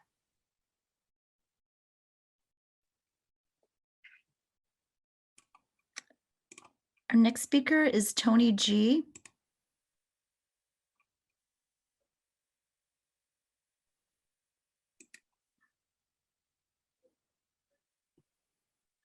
Tony? Hey, Okay, we can hear you now. okay, thank you. This is Tony Guan, a resident of Los Altos and a homeowner. I strongly oppose to this social policy because it's both unnecessary and divisive. So the bottom line is that we elected each of you to represent us, not to fight with each other. And we want you to work together for the benefit of the whole city residents. And we do not want you to mute any of the members that we elected to represent us, because any member represents a big group of residents. We do not want to see that happen. So if we as a residents think some of the members do not represent us, we will just vote them out when they turn out. So that's easy, right? We don't want you guys to fight with each other all day long. Now let's walk one step back. We all know that the impact from this policy is unknown to the best at this point. So I would like to respectfully propose that if we approve such a policy, then we should run a pilot program as the first step of the implementation.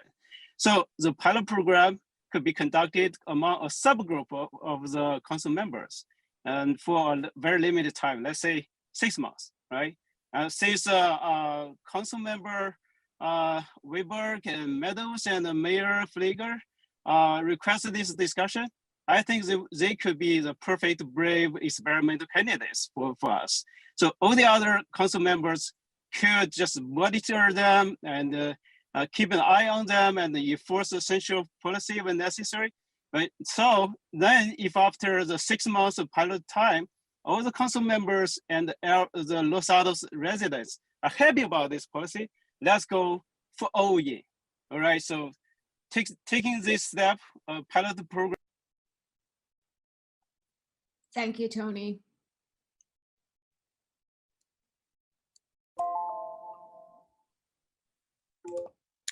Okay, our next speaker is Joe Beninato.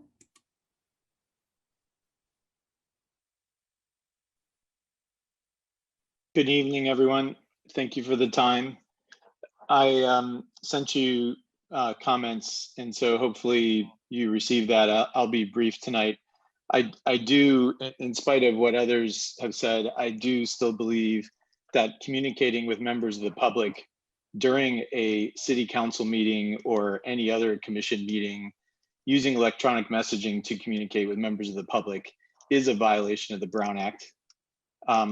If nothing else, it's a violation of our council norms and procedures. And we've had repeated issues with this over the years. I think all of you are aware of these, and we don't need to rehash them here. I really appreciate the clarification that came from the city attorney and the mayor tonight about what is in this policy and what is not in this policy. This is not meant to retroactively punish somebody for a previous action. This is to ensure that council members follow the rules, and there's no mechanism for correcting a council member who isn't following whatever the rules might be, norms, procedures, otherwise. And any talk of, silencing people or going after women and minorities or anything else is just nonsense. This is very straightforward. It requires multiple offenses for the person to correct their behavior. If they don't correct it the first time, they get another chance. And so I think it's very sensible, and I urge you to enact this policy. Thank you very much. Thank you, Joe.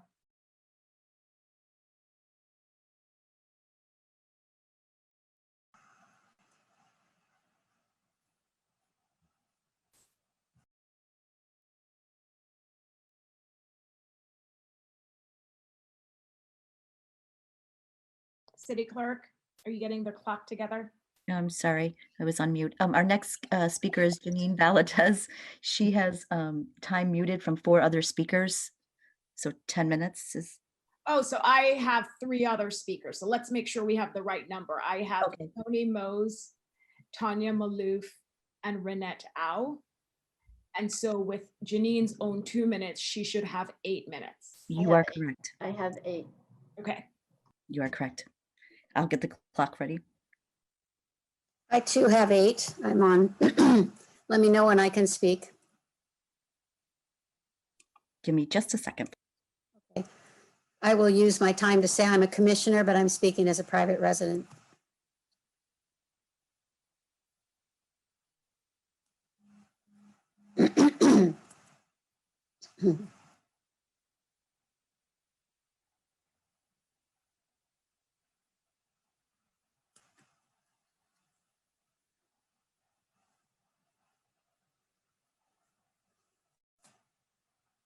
I lost the clock.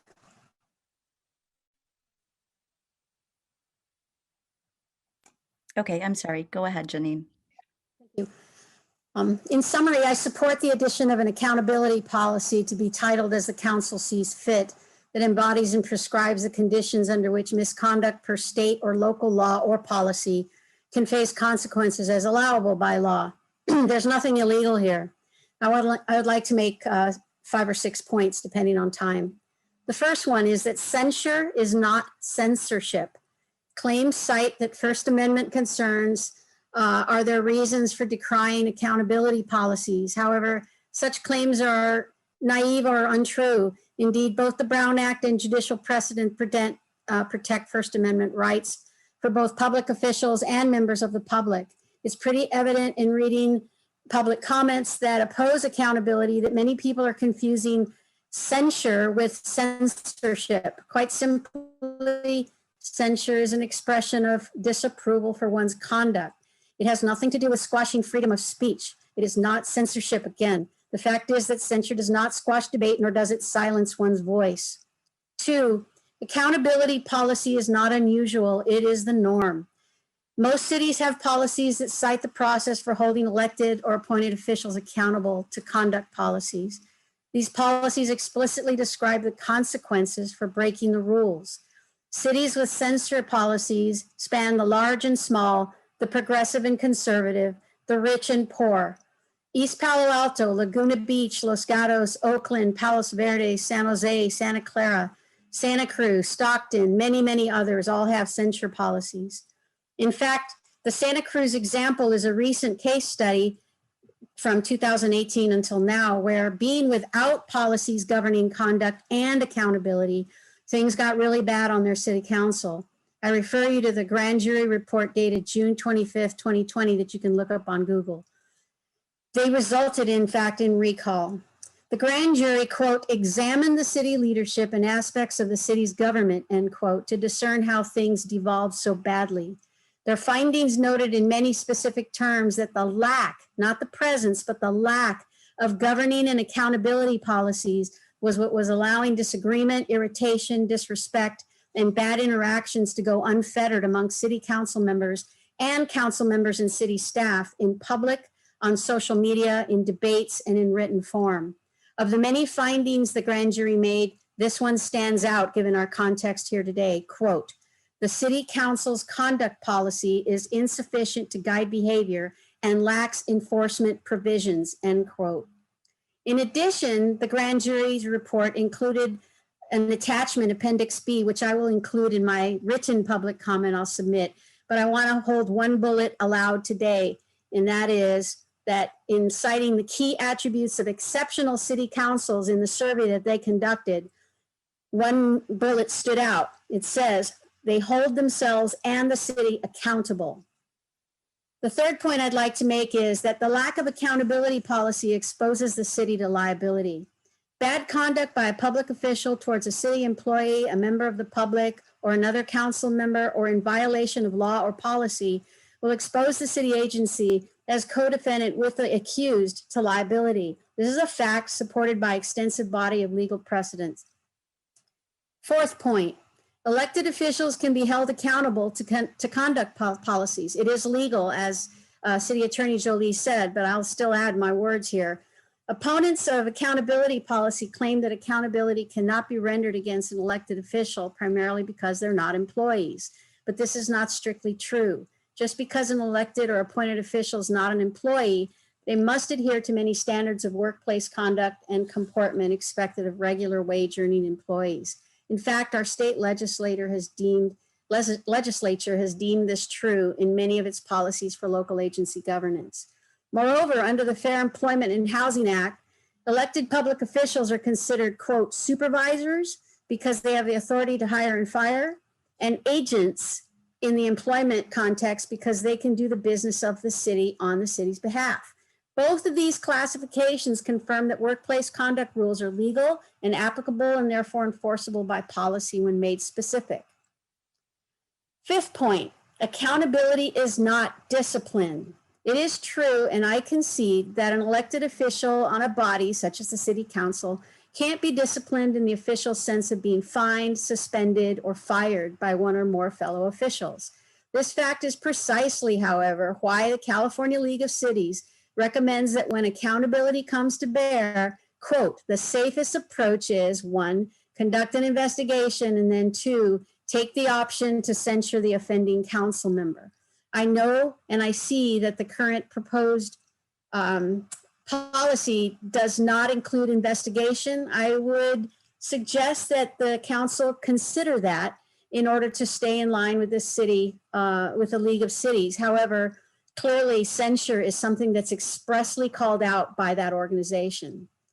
So far, in fact, in my search, and I'm not a lawyer, I could not find any single agency found to be outside the legality of the First Amendment, the Brown Act, or any other state code for establishing policies of consequences for breaking local codes of conduct, norms, procedures, and the like.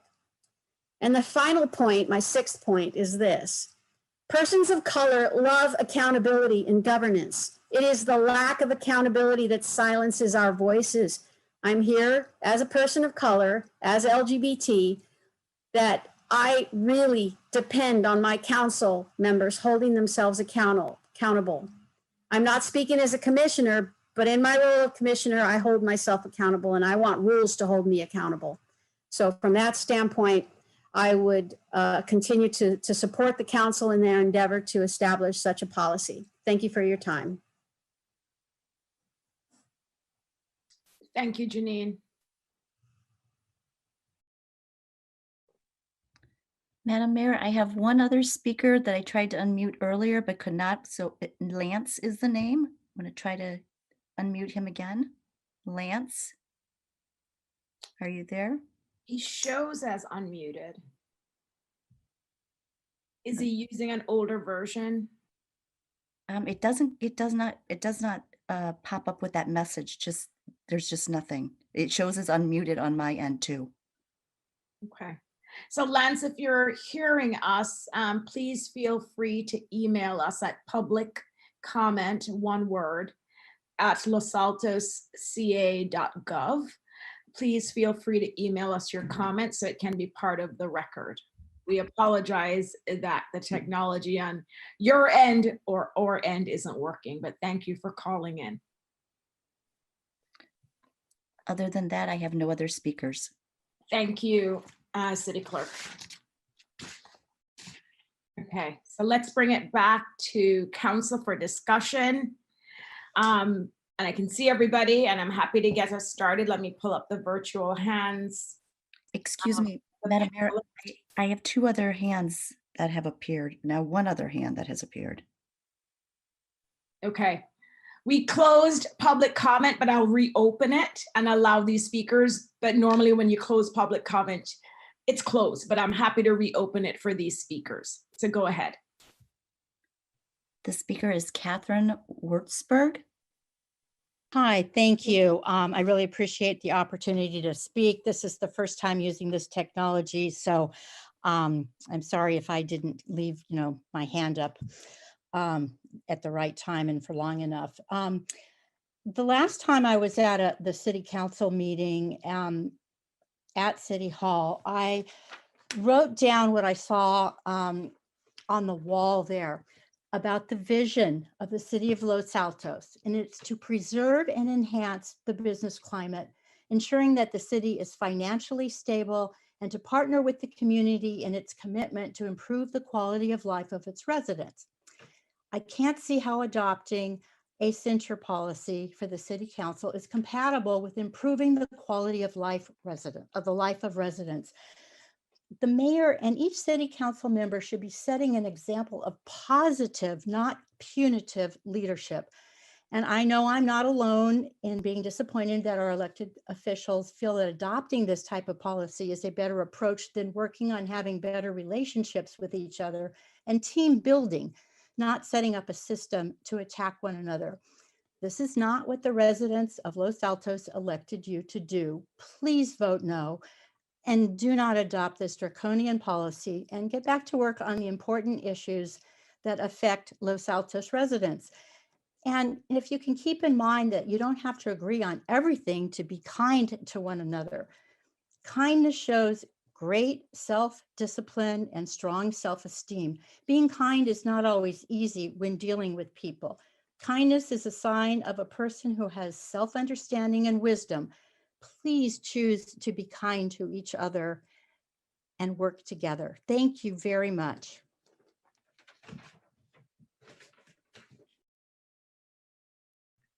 Thank you, Catherine. Okay, I don't see any more hands. I will close public comment. Freddie, are you trying to speak? Your hand keeps popping up.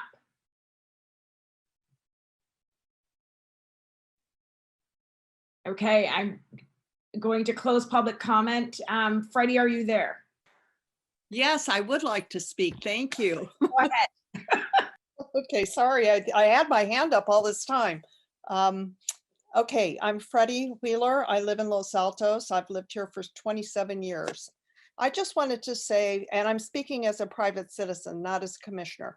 I'd just like to say that I think that if you are going to approve this censure policy, that it could be improved considerably.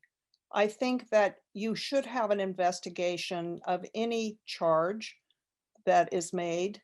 And I think the investigation should be done by an independent party. I also think that whoever is the accused in this instance should have more than 10 minutes to defend themselves. I just think that is unbelievably inadequate. I also think that you should require a supermajority, 4 of the 5, to vote for this to be for a person to be censured. After 2 warnings and a 3rd instance of the same conduct, and it would, I think, have to be the identical conduct in order to qualify. I would think that it would be easy to have an investigation that would prove that the conduct did in fact happen and that it was against the written policies, norms, etc. So that shouldn't be a problem. And I think if the investigation showed that conduct had happened and it did violate a policy, that it would be absolutely doable to have 4 of the 5 council members vote to find censure.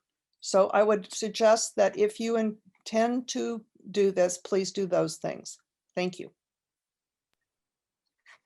Thanks, Freddie. Okay, I'm going to close public comment and bring it back to council for discussion and possible action. I see Freddie still has her hand up, but she has already spoken. So again, as I said, I'm happy to get us started on this discussion. You know, we heard from many members of the public either live today or through email. And I do want to start off by thanking everybody for sharing their thoughts, feedback, and comments. I 100% support exercising and demonstrating kindness to each other and treating each other with respect.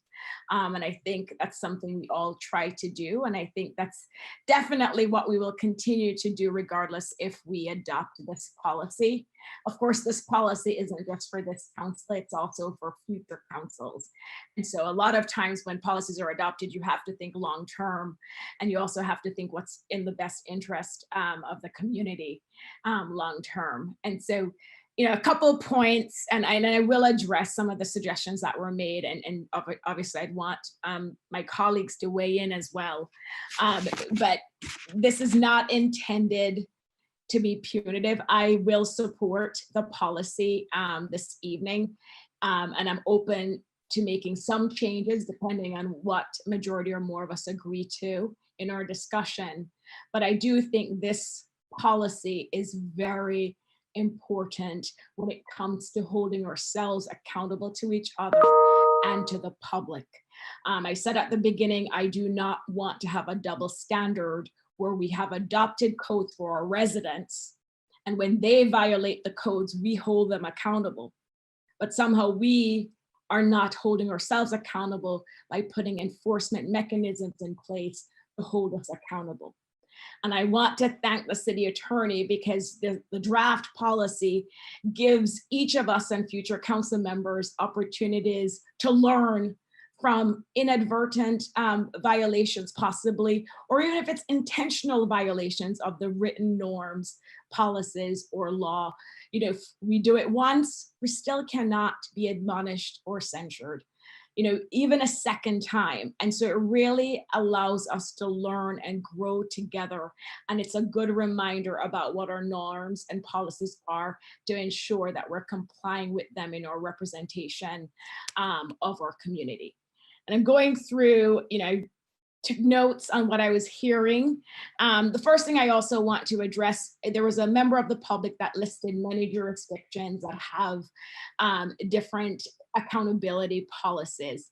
And I know a member of the public had sent the Sunnyvale code to us as an example, and I actually read the code. And I would like to refer, you know, that member of the public to section C under sanctions, which does contemplate censure. And so, you know, if you look at the different codes, norms, policies that most jurisdictions adopt, they may not call it a censure policy, but in their policies, they do have enforcement mechanisms because they recognize that we as elected officials must also be held accountable. And we have used the word accountable so many times tonight. And I think one of the public commenters kept referring to it as accountability policy. And I am open to changing the name of this policy to accountability policy because I do think it's much broader than a censure policy. That's one of the things I'd asked for when we first brought this up, to make it broader than censure. When I read this policy, it has other things in it, and I don't want everybody to be solely focused on censure. And so I would be open to appropriately renaming this policy to accountability policy or something along those lines to really reflect what it is. You know, I have a couple suggestions. For example, I think we need a preamble in the policy, and I'm happy to share that language with my colleagues if they're open to adding a preamble. You know, someone raised the suggestion of having investigations done.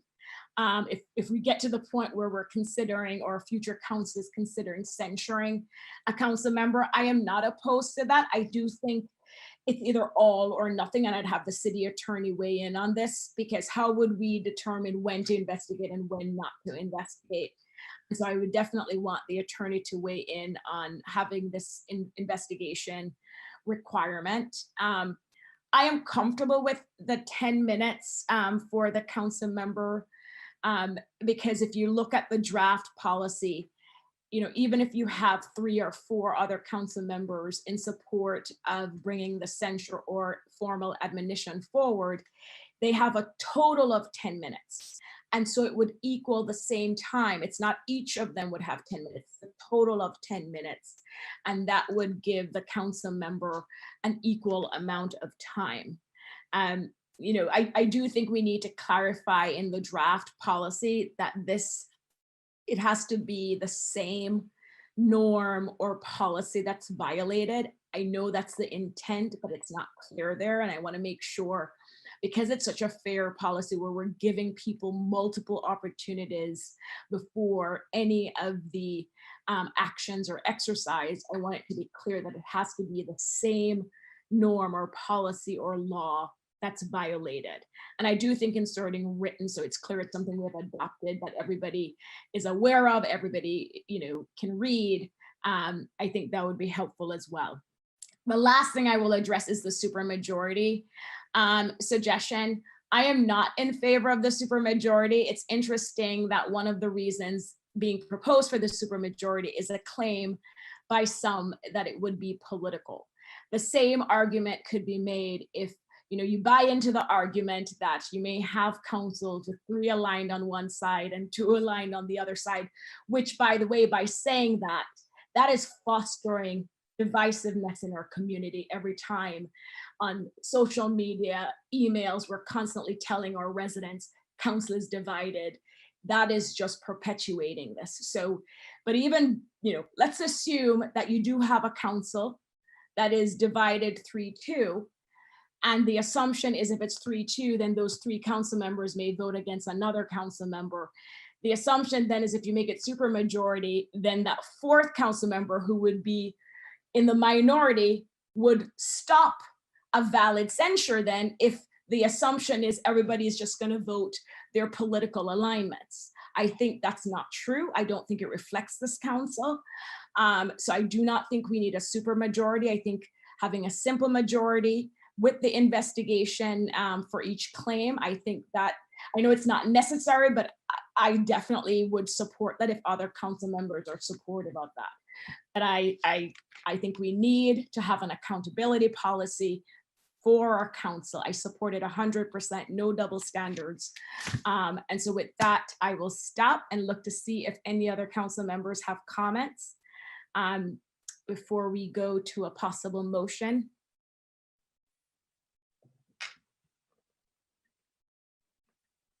Councilmember Meadows.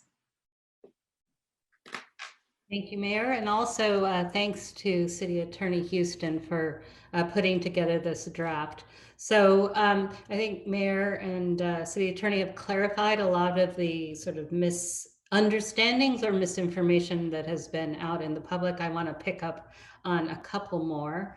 One is to say that just because 3 of us, myself included, agreed to agendize a discussion on a topic, and this has actually happened before when we've agreed, some number of members, 3 or more, have agreed to discuss a topic, does not actually presuppose how any member will vote. And in fact, we didn't even get the draft of this policy until the public did. So there's no any presupposition about who supports or doesn't support a discussion item and how they're going to vote. I think is not correct, regardless. So one other thing that I think this policy is, and I know others may disagree, but I do think that this is a way, having this framework, and mind you, it's not just censure, which is very important, as you've said many times. It's 4 measures, including informal admonition, formal admonition, and censure, with several different actions within those. This framework actually, in my mind, encourages council to the table to address the issues before which may forestall even having to enter such a process if there is a process. I also want to say what this policy isn't. It isn't a censure of anybody. Even if a censure policy is adopted, we are not censuring or admonishing anyone. And no policy can be divisive if it is not used. To actually discuss the policy has turned divisive, but if we're not using a policy, whether it's adopted or not, how in the world can that be divisive? So, and I think appropriately, this framework that's been provided is not quick and easy, and whether admonition or censure might be followed, it requires time and due process as it should.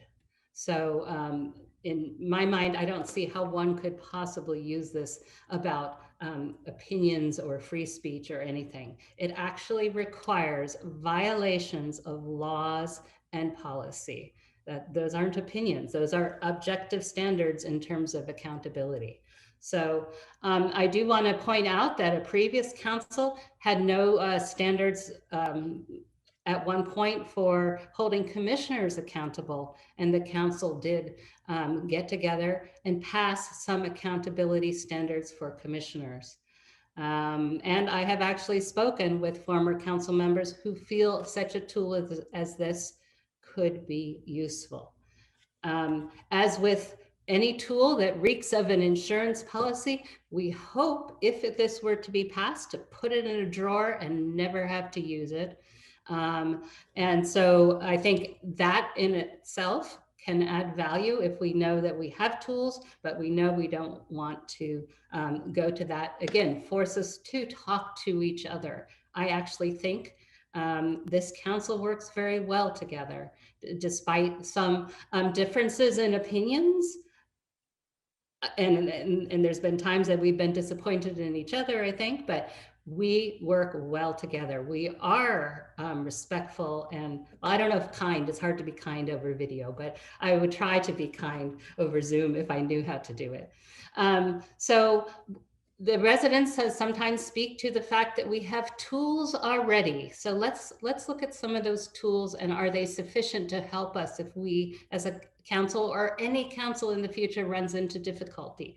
One of the tools, of course, is to vote those buggers out, right? Get rid of us. Well, we know that cycle is a 4-year cycle. It's the regular election cycle. It's not really timely recourse. And so another way is recall, again, expensive, time-consuming, divisive. So that's what the residents can do. They can vote us out to hold us accountable, or they can mount a recall. And we don't even need to talk about current examples of how recalls have not been particularly constructive, effective, or fiscally responsible. We have council norms and procedures. We take ethics trainings. None of that has enforcement mechanisms associated with it. We can suggest removing a council member from a board or committee, but so what? What does that achieve?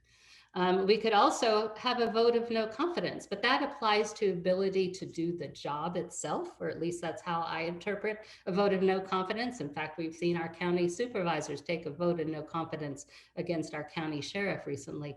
That's related to the overall job. And when we're talking about violations of law and policy, those may not actually preclude someone from being an effective council member. They just may be doing things that are illegal or against our norms. And then, of course, one could say that if we're actually breaking laws, then there's the legal process, but we know how expensive and time consuming that is. So basically the bottom line is no council in Los Altos, whether previous or this one, we really don't have a timely recourse to hold ourselves accountable. And that seems to be one of the words of the evening. So I want to say that I think we need to provide a tool for accountability when there are repeated violations of law and policy. Mind you, it requires repeated violations of law and policy. That is not a very high standard to hold ourselves to. 3 or more violations of law or policy. I know we're going to be able to rise over that very low hurdle in the behavior we should be exhibiting as elected officials.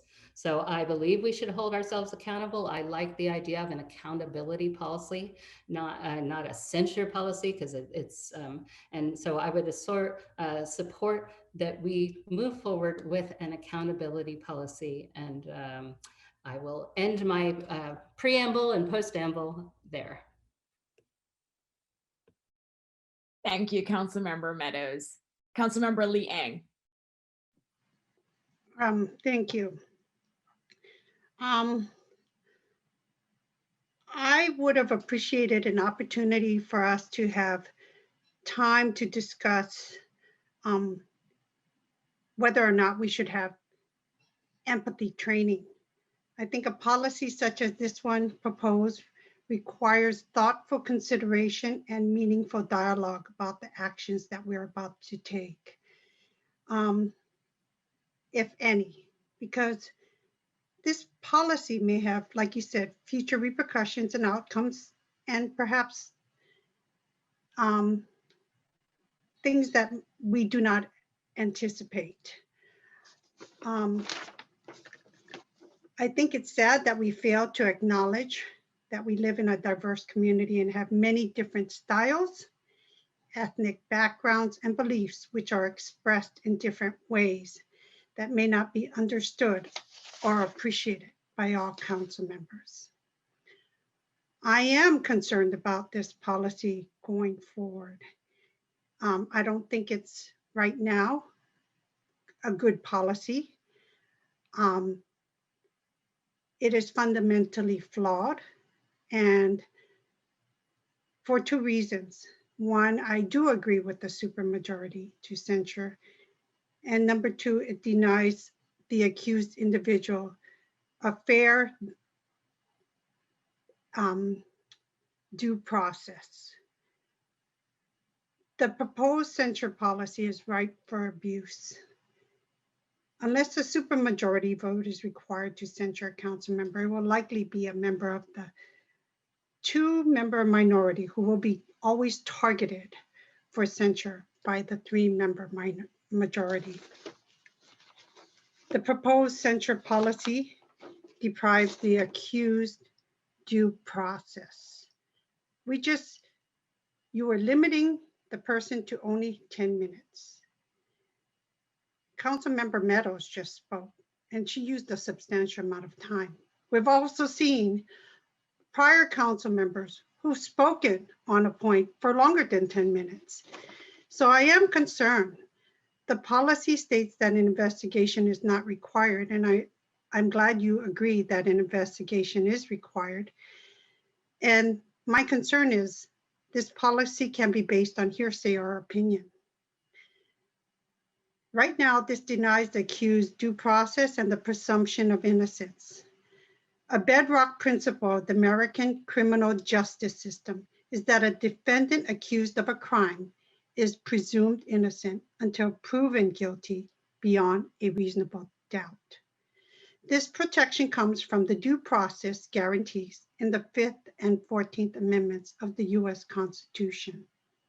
While the proposed policy does not specify what constitutes an act that is subject to censure or admonition, every person living in this country is entitled to due process, and the presumption of innocence and the proposed policy violates this fundamental right. An investigation must be conducted for any alleged violation or law or policy, and the investigation should be conducted, once again, by an independent and qualified investigator. And I don't think that our city attorney qualifies for that. The target of the complaint, once again, should not be limited to 10 minutes. I think it's inadequate and biased in favor of the accusers, because then the accusers can each speak for 10 minutes. And then I just think it's biased. The policy also states that there is no appeal process, which gives the censured or the accused censured council member no recourse to clear their name other than suing the city. So I'm very concerned about what direction we're going. I would encourage you to consider an empathy training, and then we can move forward. If you still want to go through to revisit this after our empathy training. If we talked about things that have came into the article, you could see from Sunday's newspaper how a woman had transformed people by using this method of training. And I think we need to better understand one another before you choose to go down this path. So as of now, I'm not supportive of this policy before us. Thank you, Councilmember Liang. Vice Mayor. Thank you, Mayor. I have several questions and I did not ask them earlier because I wanted to get the clarifications that have come from the city attorney's comments, as well as hear what our community had to say before asking these. And I think most of the questions I'm going to direct to the city attorney. So Ms. Houston, and I'm looking at the section called policy in the third paragraph where it says, nothing in this policy shall preclude individual council members from making public statements regarding such alleged conduct.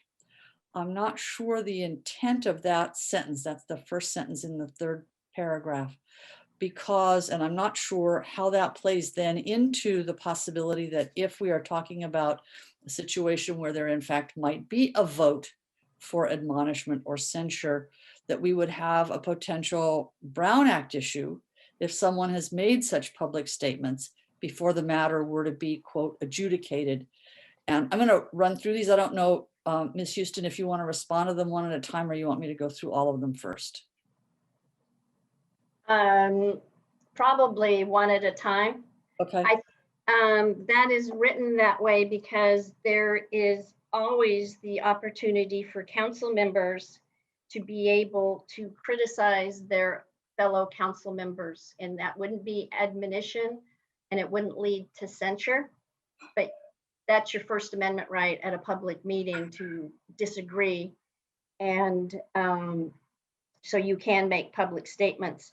And if you made a public statement like that at a public meeting, I would not see how that is a Brown Act violation because it would be at a public meeting, but I noted that, so.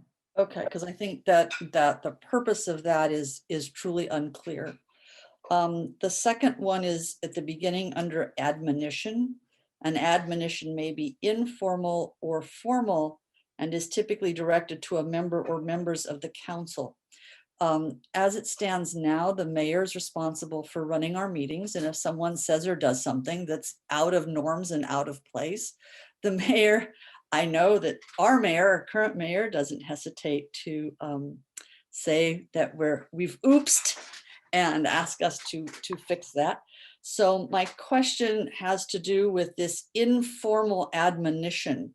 And it's unclear to me if an informal admonition includes the mayor saying whoops and saying something, and potentially another member of the council saying something to yet a different member of the council. So I think we have some issues about how informal versus formal admonition is really supposed to operate. It does say that a formal admonition follows a public hearing, but the informal admonitions, it seems to me, it's just not clear what that is, and if that also includes the mayor, calling something back to order because of something that's happened or whatever. Nor is it clear to me how that would be tracked. Are we going to be having a demerits chart for everybody that shows every time somebody has oopsed and been upbraided by one of their colleagues or by the mayor? I'm just not sure how this informal admonitions thing is supposed to work. Can you help me out on that, Ms. Houston? Actually, I hadn't thought about that. So that is a good point to bring up because I was just trying to make this very general because I know you all haven't discussed it. So that is something that I guess we could track through, I don't know how we would do it, like through the city clerk or through something, but that would be something that I would have to look at. Yeah, because normally only agendized items, of course, are recorded in our minutes. And it seems like this informal thing would not be something that was agendized. And then if you might later in that paragraph, and I'm going down several sentences to one that begins, the council recognizes the right to criticize is protected by the First Amendment and may be done by an individual council member or by a council motion and vote. So I'm not sure what may be done. What is it that may be done? The right to criticize may be done? I'm not sure what that sentence is to do.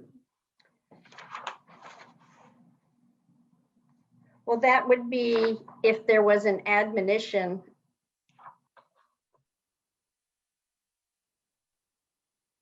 that would be voted on. So that actually should, so that would be, there's the informal before any findings of fact, and then the regular, and then a formal admonition would have to follow a public hearing described below. And then the council member, it may be done by a council member. This is meant to be for the formal admonition, which would follow a public hearing. So I think that needs to be clarified in the formal admonition section. Yeah, because I'm not sure council recognizes the right to criticize. We would not be voting on it if it wasn't on the agenda, yes. Yeah, no, I'm more about the council recognizes the right to criticize and may be done. What may be done? The right to criticize may be done, the criticism may be done, the admonition may be done. I'm not sure what it is that may be done. It's not clear in the sentence. So that was one of my confusions. Under procedure in informal admonition,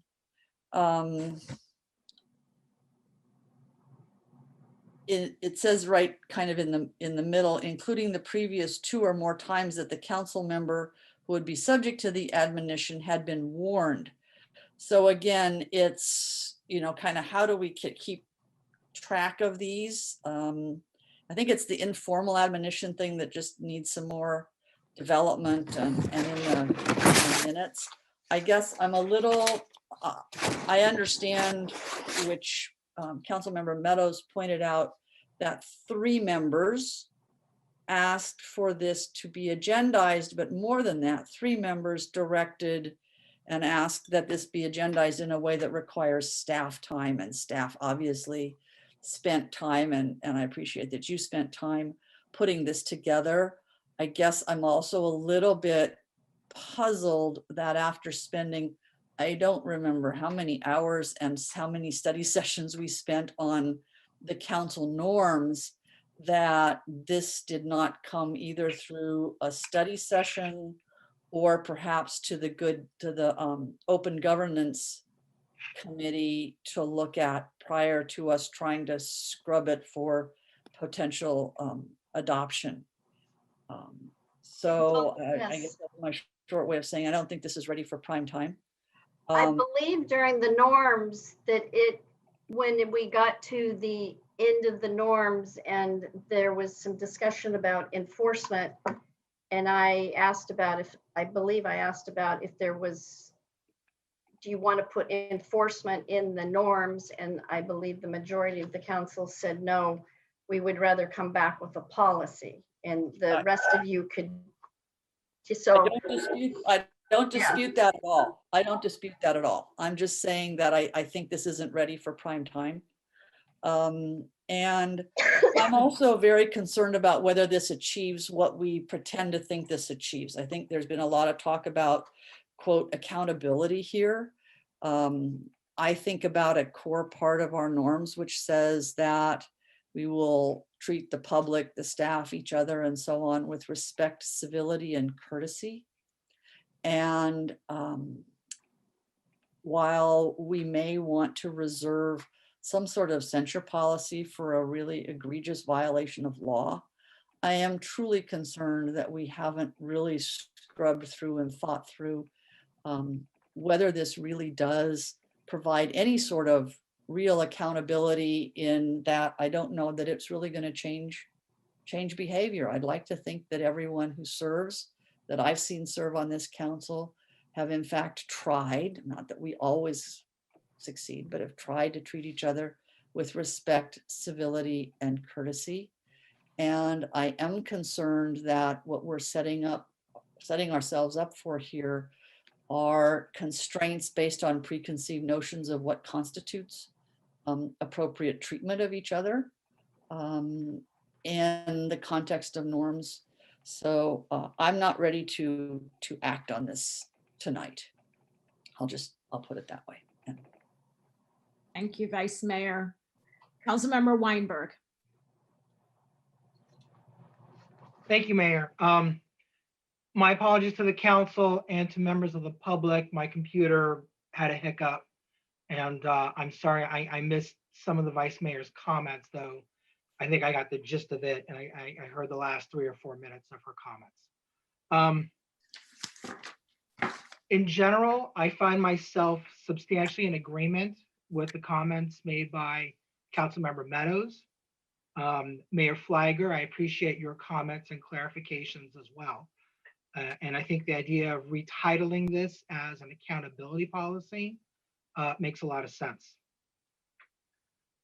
I don't share what I believe are the Vice Mayor's opinions about the policy. To me, this policy is pretty clear. There are 2 types of results if the policy is ever enacted by a council. There's admonition, there's censorship, and then there's informal, there's formal. I think the policy states what is needed for each. In terms of an informal admonition requires findings. So if the mayor lets a council member know that they strayed from a norm, I don't think that that would qualify as an informal admonition. There's no finding there. What this policy ultimately does is say that we, the members of the city council, are holding ourselves accountable. We are responsible for our behavior. We are holding ourselves to the same standards as we expect to hold members of the public. Quite frankly, I think that the goals of the policy, the purposes of the policy, really should get a 5-0 vote, and I'll be disappointed if it doesn't. There's nothing retroactive about the policy. I mean, expressly, the policy is not retroactive. There's a hole, I think, in our norms and procedures, and this policy will help fill that hole. Unfortunately, my notes are all gone because my computer restarted, but on October 5th, a member of the public sent a letter to public comment, and there was a link to an article about a pending Supreme Court case. And I read the article very carefully. The article linked to various briefs. And there was an amicus brief filed by, I believe it was the Texas Board of Equalization or Board of School Board. Some organization filed an amicus. And really that brief clearly set out why, number one, a policy of this nature is legal. I think no one's questioning whether or not it's legal, I think. But 2, why it's important. And it's important for all the reasons that we've talked about here. We have an opportunity, and I would say an obligation, to hold ourselves accountable for our behavior. And as Councilmember Meadows said, this should be like an insurance policy. We pass it, we put it in a drawer, and as the Vice Mayor said, we all try very hard. And I think the 5 members of this council will abide by the norms. And if someone strays here or there, there'll be an apology and the violations won't be repeated. I mean, for this policy to be triggered, we're talking about not 1 violation, not 2 violations, but 3 violations. And frankly, I can tell you, if anyone wanted to enact this policy to censure someone or admonish someone, or if I'm the one who wanted to bring it forward, it would be for a serious violation. And that violation would have been repeated. I cannot imagine anyone saying that this policy ought to be enacted for what most of us would consider to be inadvertent or very small slips. This is an accountability policy that is meant to ensure that any member of the council who just blatantly and repeatedly violates the norms is held to the same standards that we expect from the rest of the public. For that reason, I'm substantially in accord with the policy. I think that it should be changed in title to accountability. There are a few changes that have been proposed. I'm happy to discuss them. I would vote for it as is, but I understand that there's probably a majority that would like to make some changes. But other than that, I'm ready to move it forward. Thank you, Councilmember Weinberg. City Attorney. Councilmember Lee Ing raised a few issues, but one that I wanted to clarify for her and members of the public, if there are any investigation, it would not be by the city attorney. It would be independent, someone outside the firm, not my firm, but outside the city. And that's how we do all of our investigations. We use outside firms, so it will always be independent, and there is no influence by the city manager, the city attorney, or any staff or any of the council members. So it would be independent, and that's how certain investigations currently going on.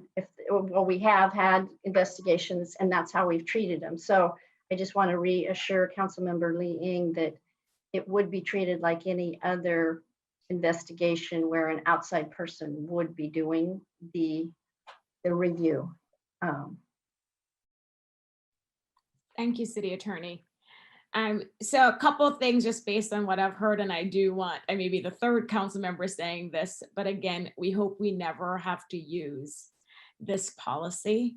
But it's definitely the right thing to have for our community. And the fact that some members of the public had said, I've been here in Los Altos for decades and we've never needed such a policy. The fact that we've never had a policy before doesn't mean that if we recognize a need, we shouldn't adopt one. And I think as we went through the norms and we had our discussions, it was evident that we needed an enforcement mechanism, which if you look at other cities, codes, norms, policies, there are enforcement mechanisms built in to ensure compliance. With regards to the future agenda item, this is in line with how we vote to put future agenda items forward. We require, if there's staff work involved, which obviously this would require staff work, that we need 3 council members. And so very similar to other things where we get 3 council members to put something on a future agenda, it doesn't automatically mean those 3 council members will support it. And so this is very much in line with the practice and norm we've had in Los Altos for decades, using the words of others.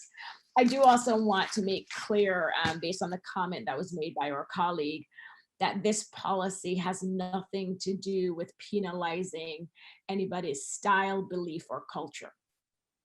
Again, it is very specific to our written adopted norms and our policies and any laws. And so if we or future council members, using Councilmember Weinberg's words, repeatedly after warning, and it doesn't mean we have to warn, but if it gets to the point where you have colleagues, and again, future councils, where they're saying you keep violating this norm, and it's, it's on the record, they're reminding this person, giving them multiple opportunities. That's what the intent of this policy is. It's not to suppress free speech. As Councilmember Meadows said, simply adopting the policy isn't censuring anybody. And I think a lot of members of the public thought that as well, that somehow by adopting this policy, we were censuring a colleague. So I wanted to make sure that was clear as well. I just wanted to follow up on a couple of points the Vice Mayor made about the informal admonition. The city attorney explained she didn't think about what that process would look like. I actually think, it's an easy thing to track. So for example, I as mayor, and the draft policy actually says that from time to time, the mayor may point out that a council member isn't following the procedures, and that would not be considered an admonition.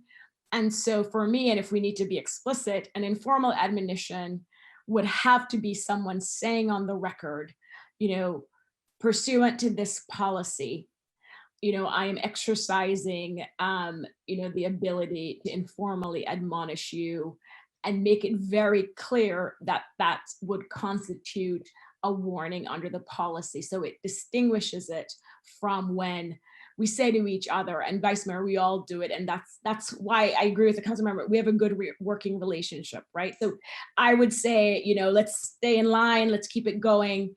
That would not be considered an informal admonition. And so if we need to state clearly in this draft policy that, you know, anybody making such an admonition would have to say, this is what it is, I think that would actually solve that part of it. And then the language about recognizing the right to criticize is protected by the First Amendment. I think it's the right to criticize that you can criticize by an individual. That's how I am reading it. And it ties back to the whole idea about, you know, this doesn't limit or First Amendment rights. We don't lose that under this policy. So with that, I'm also ready. And I know we've talked about renaming it. We could rename it because it's not just a censure policy. It's one of the tools that we can rely on. I am supportive of renaming it, you know, council's accountability policy. I know other cities will have sanctions, and under sanctions, they have different things, sometimes including censure. So I'm definitely supportive of renaming it so that it really reflects what it is.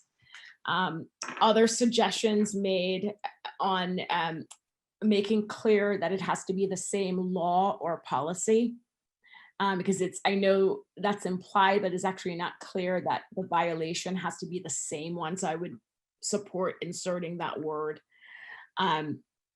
Also, on the preamble that I mentioned earlier, you know, I saw in other jurisdictions, they would have, for example, a preamble that said, you know, in our city, the Los Altos City Council adopts this policy for members of the city council to assure public confidence in the integrity of local governance, to hold itself accountable to each other and the public, and to foster trust from the public.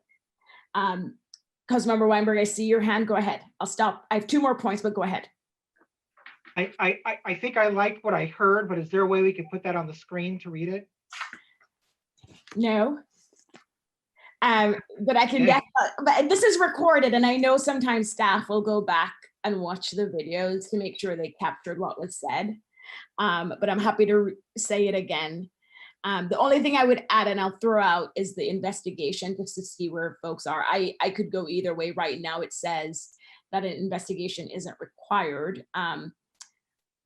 For me, if I could support it, I think, you know, I think we need to say we will always do an investigation, so we don't have to figure out when we do an investigation versus when we don't. But how do members of council feel about an investigation requirement? Councilmember Meadows. Oh, wait.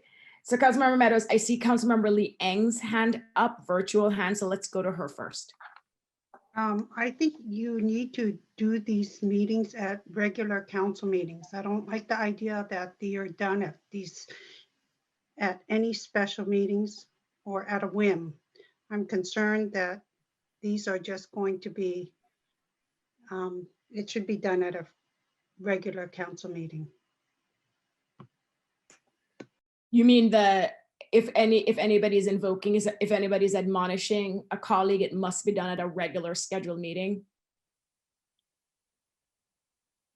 Is that? It should be a regular scheduled council meeting. It shouldn't be a special meeting.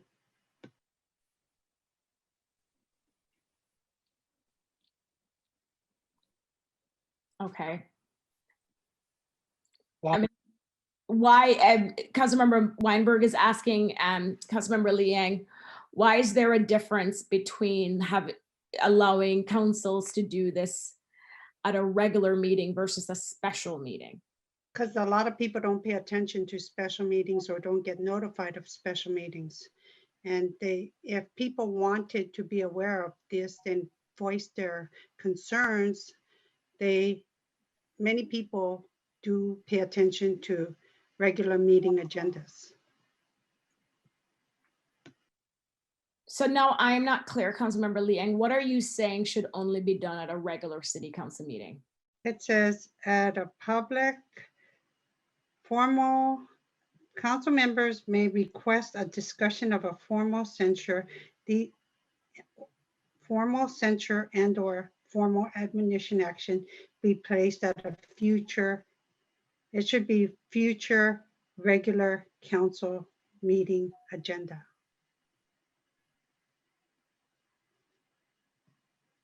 Okay, I am comfortable with that change. So to agendize the discussion of it. Is that correct? Okay. Councilmember Meadows, Councilmember Weinberg. May I go, Mayor? Yeah, I was going to offer regarding the investigation with the current language, but also add or at the request of, I don't know what we're calling, or at the, yeah, anyone should be able to request an investigation of if they're being, accused of doing something.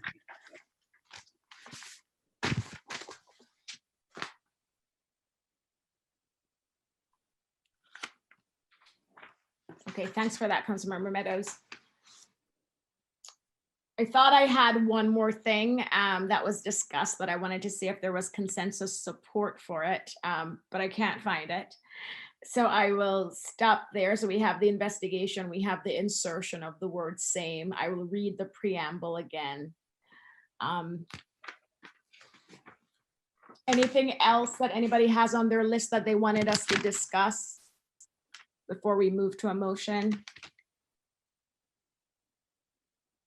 Okay, so I want to make sure we understand the changes. So in the second paragraph under policy, where it says an investigation, however, is not required, the council member, and I want to make sure we reuse the word that the city attorney, I think she used target of the censure, however, may request an investigation, or an investigation must be conducted if the council member requests an investigation. I think that's what, okay. And I like that. So we have that change, we have the same. So we're doing the investigation. For the preamble, I'll try to read it very slowly. The Los Altos City Council adopts this policy for members of the city council to assure public confidence in the integrity of local governance, comma, to hold itself accountable to each other and the public, comma, and to foster trust from the public. I'm happy to read it again because I don't want you voting on something you didn't hear everything. Okay, one more time. The Los Altos City Council adopts this policy for members of the city council to assure public confidence in the integrity of local governance, comma, to hold itself accountable to each other and the public, comma, and to foster trust from the public. So that would be the preamble before the purpose. And then is the policy, the accountability policy, the council's accountability policy?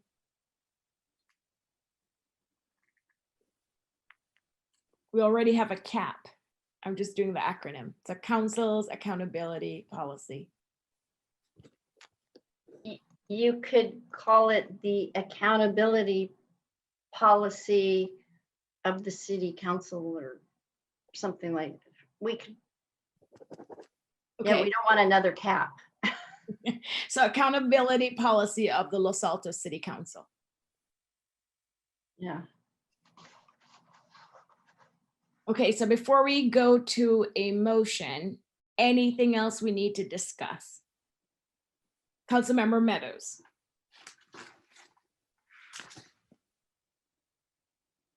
I don't have anything to add. Is my hand still up? Sorry, it should have gotten lowered. Yeah. No. Okay, so with that, Councilmember Weinberg, I think you were ready to make a motion.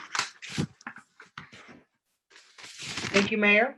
I move that we adopt the accountability policy of the Los Altos City Council with the 4 additional modifications that the council has discussed this evening. To wit, making clear that any violation must be violations must be the same norm, law, or procedure, to include the preamble that the mayor read into the record, that with respect to an investigation, while an investigation is not required, any member of the council can request an investigation and that request will be granted. And that any motion under this policy will be agendized at a regular council meeting.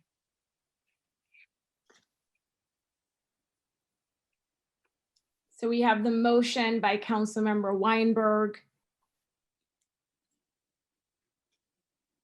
Councilmember Meadows? I will second that motion.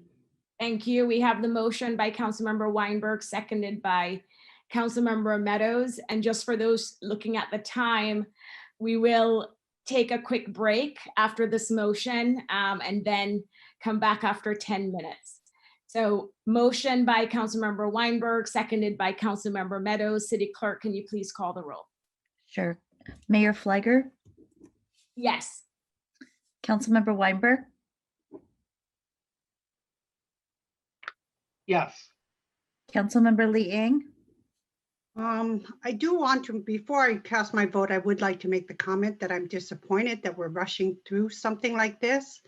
Like I said earlier, I think it's a policy that would have taken a lot more thought and consideration. And I just feel that earlier I said I had some concerns about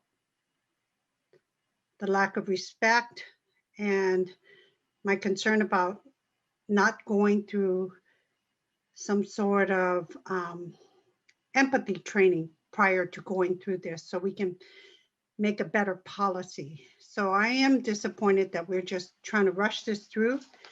And like Vice Mayor said, it wasn't done at a study session. So I am voting no. Councilmember Meadows, Yes. Vice Mayor Neander.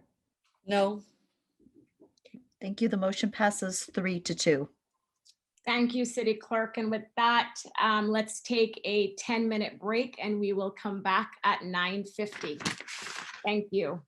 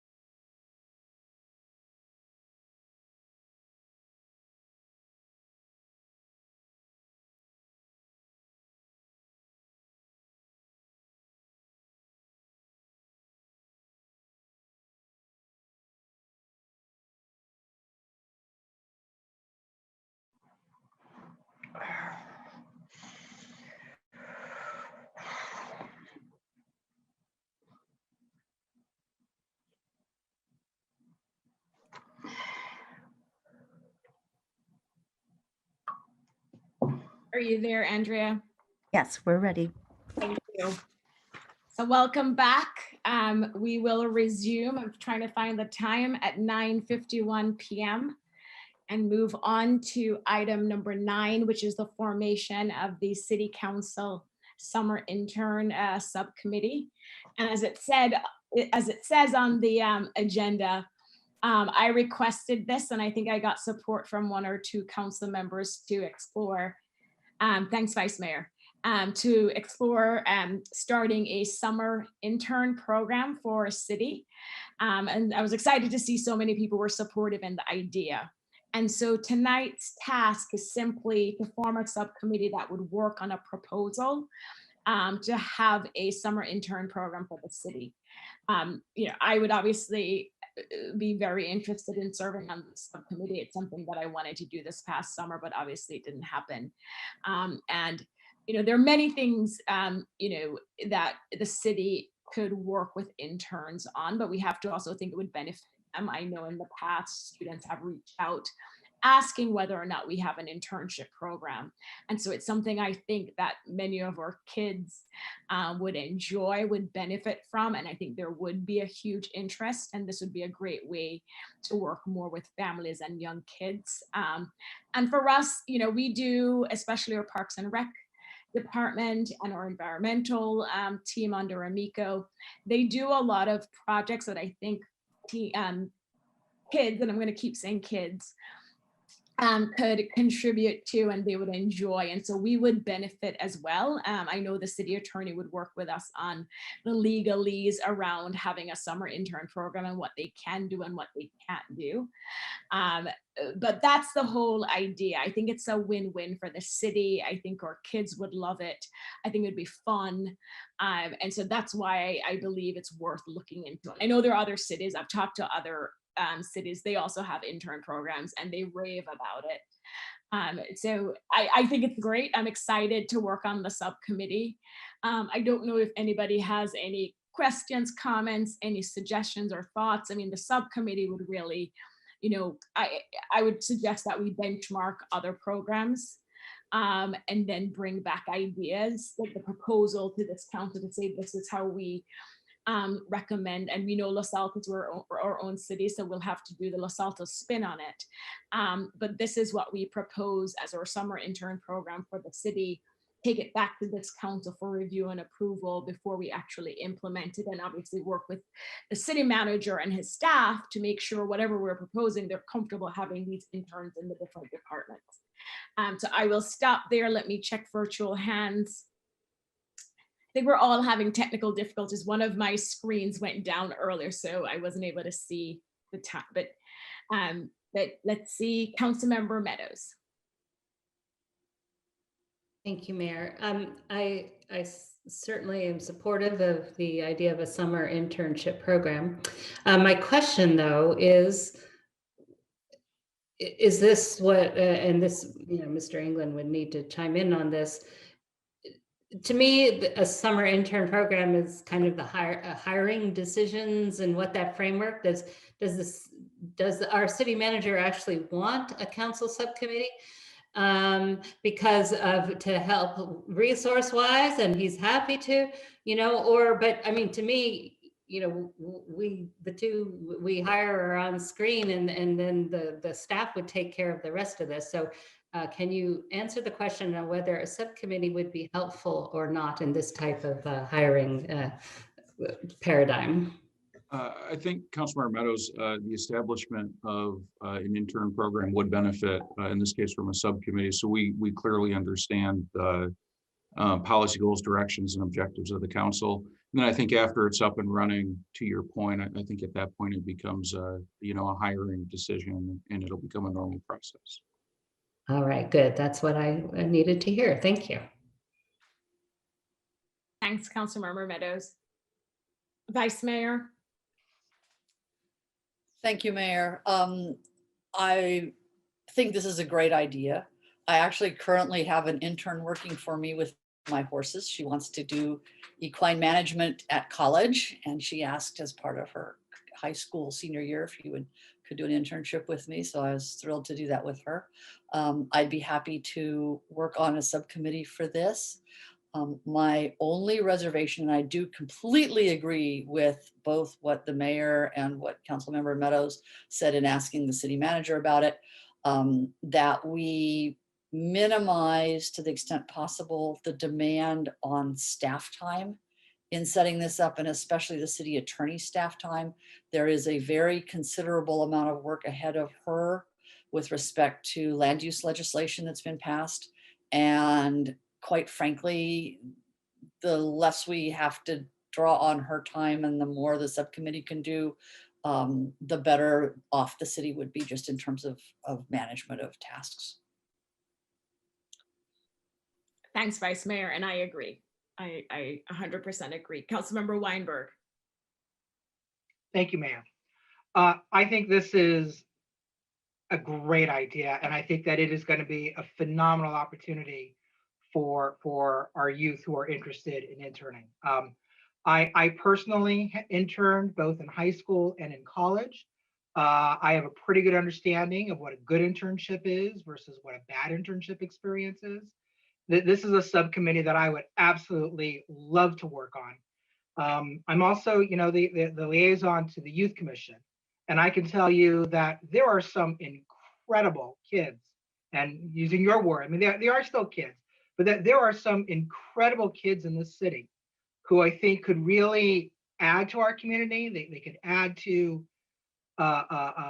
our city staff, the way things work. I think that it would not only be a great experience for the interns themselves, but I think that the city would really benefit from more exposure, more involvement from our youth. Again, I think it's a great idea. I've got the bandwidth to do it. I would love to be on the subcommittee. Thank you, Councilmember Weinberg. I even think with the community center opening last week, it would have been great to have some interns helping staff because they did triple duty. Councilmember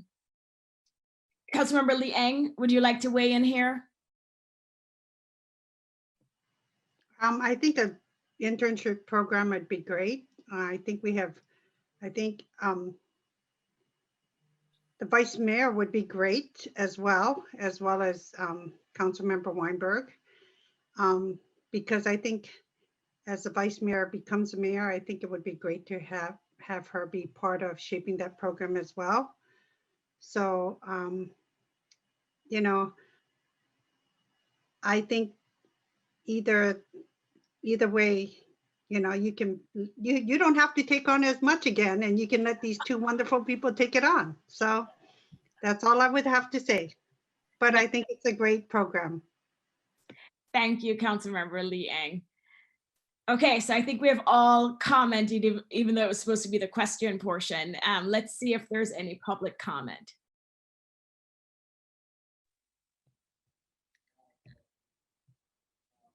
Madam Mayor, I do not see anybody with their hands raised to comment. Okay, thank you, City Clerk. So bringing it back to council. So I am happy to start. So I am definitely interested in serving on the subcommittee. As I mentioned, this is something that I was hoping to do earlier this year and didn't happen for many reasons. Obviously, we had a lot going on at City Hall and in the community. So I definitely would love to serve on the subcommittee. I am engaged with family and kids all the time. And so I do have resources at my fingertips to really help to get feedback and build this program. So I'm very interested in serving on this subcommittee. We have the vice mayor who's also interested, and I know she would bring a different perspective. And then Councilmember Weinberg, who has also expressed an interest. I am not backing down my interest, and I propose this. I definitely want to, but I'm going to throw it out to see if the vice mayor wants to withdraw and defer to Councilmember Weinberg, or Councilmember Weinberg wants to defer to the vice mayor.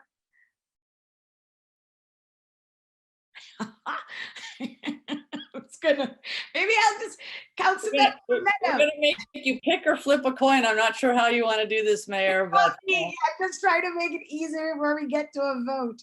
We can do one member at a time where I nominate myself and then we figure it out. And I will be honest, if this was something I wasn't passionate about. I would be fine having both of you serve on the subcommittee, but it's definitely something I'm interested in doing. And so, you know, I am happy. So Councilmember Meadows, what are your thoughts? Because Councilmember Lee Eng has already shared her thoughts. Oh my goodness, you know, all three of you would be fine. I'm not gonna cast a, but Oh, you want to throw your name in the hat too? Oh, no. Not that I don't fully support this, but I've been an intern too, and I just don't want to do the planning. Okay, so I will start by nominating myself. Let's do. Okay, so when we think about the program, Vice Mayor, I'm going to start with you. You know, why do you want to serve on the subcommittee? I'm really torn. I would obviously go, like, before I'll say this is the subcommittee, but I'm really torn and I'm trying to understand, you know, who would be best suited to serve with me on the subcommittee. Sure. So just a couple of things. One, to echo what Councilmember Lee Eng said, assuming things go according to our norms, I would be working with the city manager on implementing this next summer as mayor. And I have a real interest in making sure things go right. That's one of my big commitments to being on the council, is to help our city run better. And part of that means serving our youth and making these kinds of opportunities available to our youth is really important. I said, I'm doing it right now. I'm supervising an intern. I wrote the whole lesson plan and all of that stuff for it. I understand what's involved in setting up good training programs. I did that for 25 years. And I'd be delighted to apply what I know about that to creating these kinds of opportunities for our kids, and I will call them kids, and working with our city manager to make a really great program that would work well in our community, because I think there are a number of great opportunities for us to benefit from what our youth can do, and for them to benefit from learning more about how cities work. No, thanks, Vice Mayor. I'm just going to withdraw my name. I'm just gonna have you two serve on the subcommittee. I'm not gonna be that mom. I am fine to withdraw. So I will have both of you just work on this subcommittee and bring it back to council. Unless Councilmember Weinberg, were you gonna withdraw? Or were you gonna make your case? I was gonna make my case. Mayor, this was your idea. I don't feel right taking your spot. Another option, Mayor, would be that you could certainly convey your suggestions to the city manager. And because I think we don't want to lose the enthusiasm and ideas that prompted you to bring this forward. I don't like that. I will withdraw. I think the mayor needs to be on the subcommittee. Thank you, Councilmember Weinberg. Thank you. Okay, so we have a subcommittee proposed, and so we will entertain a motion to approve the subcommittee of myself and the vice mayor.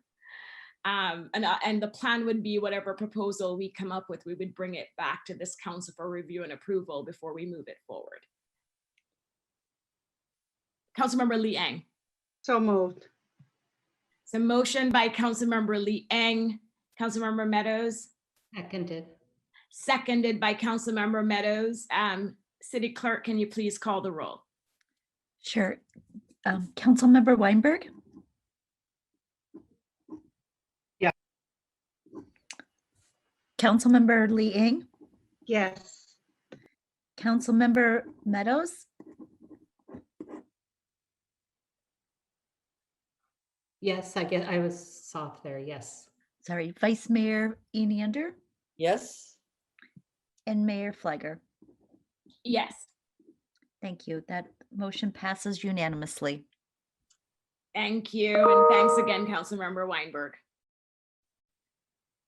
Okay, So then we will have our last discussion item, which is the Council Legislative Subcommittee, and that is the Vice Mayor and Councilmember Weinberg. And I think this is our last update for this year. So I will turn it over to both of you.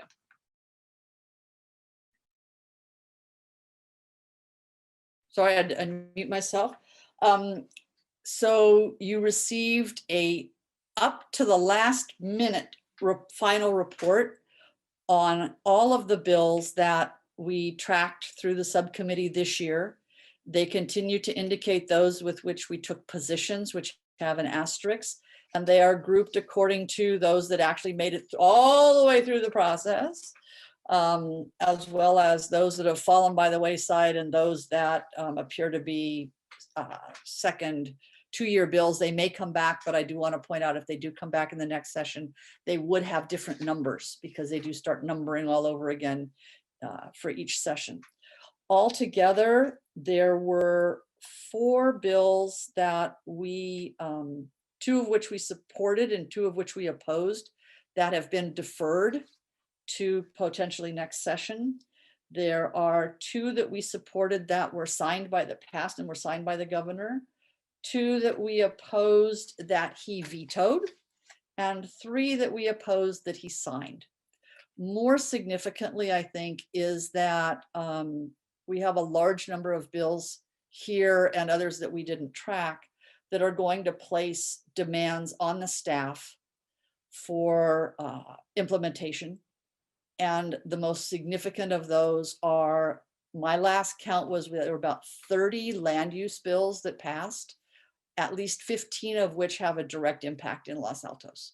And I know that the city attorney is already working on that. It's one of the reasons I'm a bit kind of wanting to be protective of her time, is that I know that there's an extraordinary amount of effort yet to come on her part, and in working with the community development department for changes that we will have to make to our city codes to catch up. There are changes we never made for laws that were effective as of January 1 of this year. We will now have more than a dozen that will affect our codes that are effective in January 1 of 2022. I'm not going to go through those. I think you can review this document on your own. You can certainly, if you really want to get into the weeds, just Google housing bills and governor signs, and you can get more detail on all of those. Unless there are questions, I'd like to turn it now to my colleague, Councilmember Weinberg, if he wants to add anything to this. Oh, thanks, I have nothing to add. So the time, and just to be clear with people, the time for the governor to act was Sunday. And so this is our final report for the year. There will be no more changes to this. This is it. Thank you, Vice Mayor and Councilmember Weinberg. I know this takes a lot of time, so really appreciate all the work you did this past year. And it was a busy ledge year because they were still playing catch up from last year. So thank you. Any Councilmember Meadows, you have your hand raised for question for the subcommittee. Go ahead. Yes, a question and or a comment. I think some of the bills that we weren't tracking, that you weren't tracking for us on the environmental side got passed too. I think staff is on top of that, but you know, Amiko is probably the expert and the Environmental Commission has been looking at some of that. That will potentially affect staff resources as well. So I just wanted to throw that in there. I'm sure the city manager is aware of that. And there's some HR ones as well. There's a lot of bills that affect the cities. And it's one of the reasons why the League of California Cities was opposing a number of bills, because they do have such a profound effect on city and the cost to cities for implementation, and most of them without any funding to do so. So people say, you know, why do the costs of running your city keep going up? Part of it is because Sacramento keeps passing bills that make us do certain things.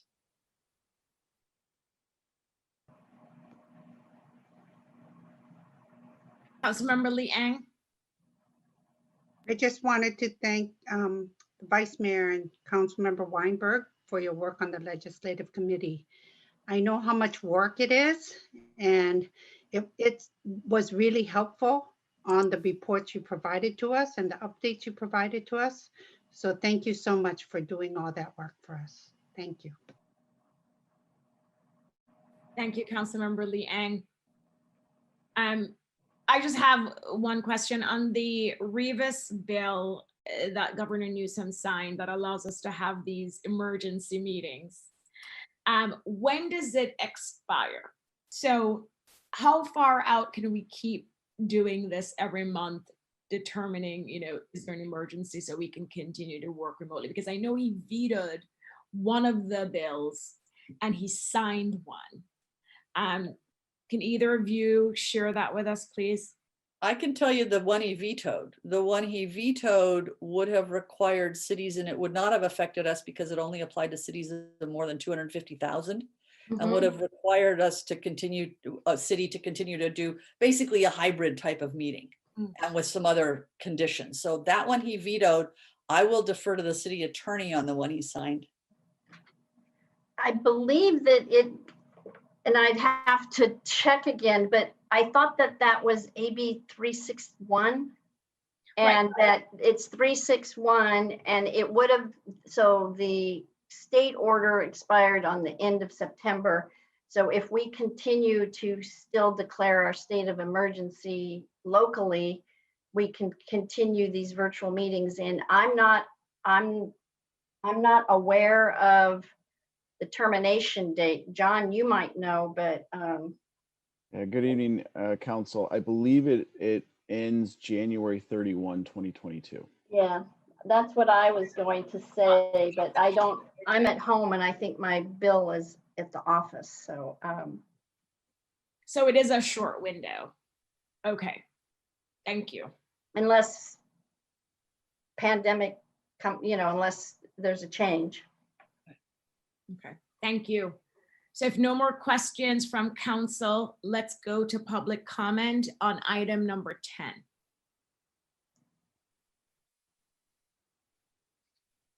Madam Mayor, we have one hand, and that is Jamergy. Let's give him 3 minutes. Thank you. Hi, yeah, Salim, Los Altos resident. I just wanted to flag that with the objective standards going to Planning Commission, it might make sense to fold in duplexes into that conversation for their objective codes for duplexes. Thank you. Thank you, Salim.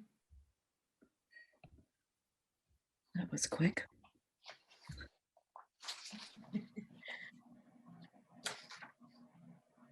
Okay, so bringing it back, I'm going to turn it back to the subcommittee to wrap up.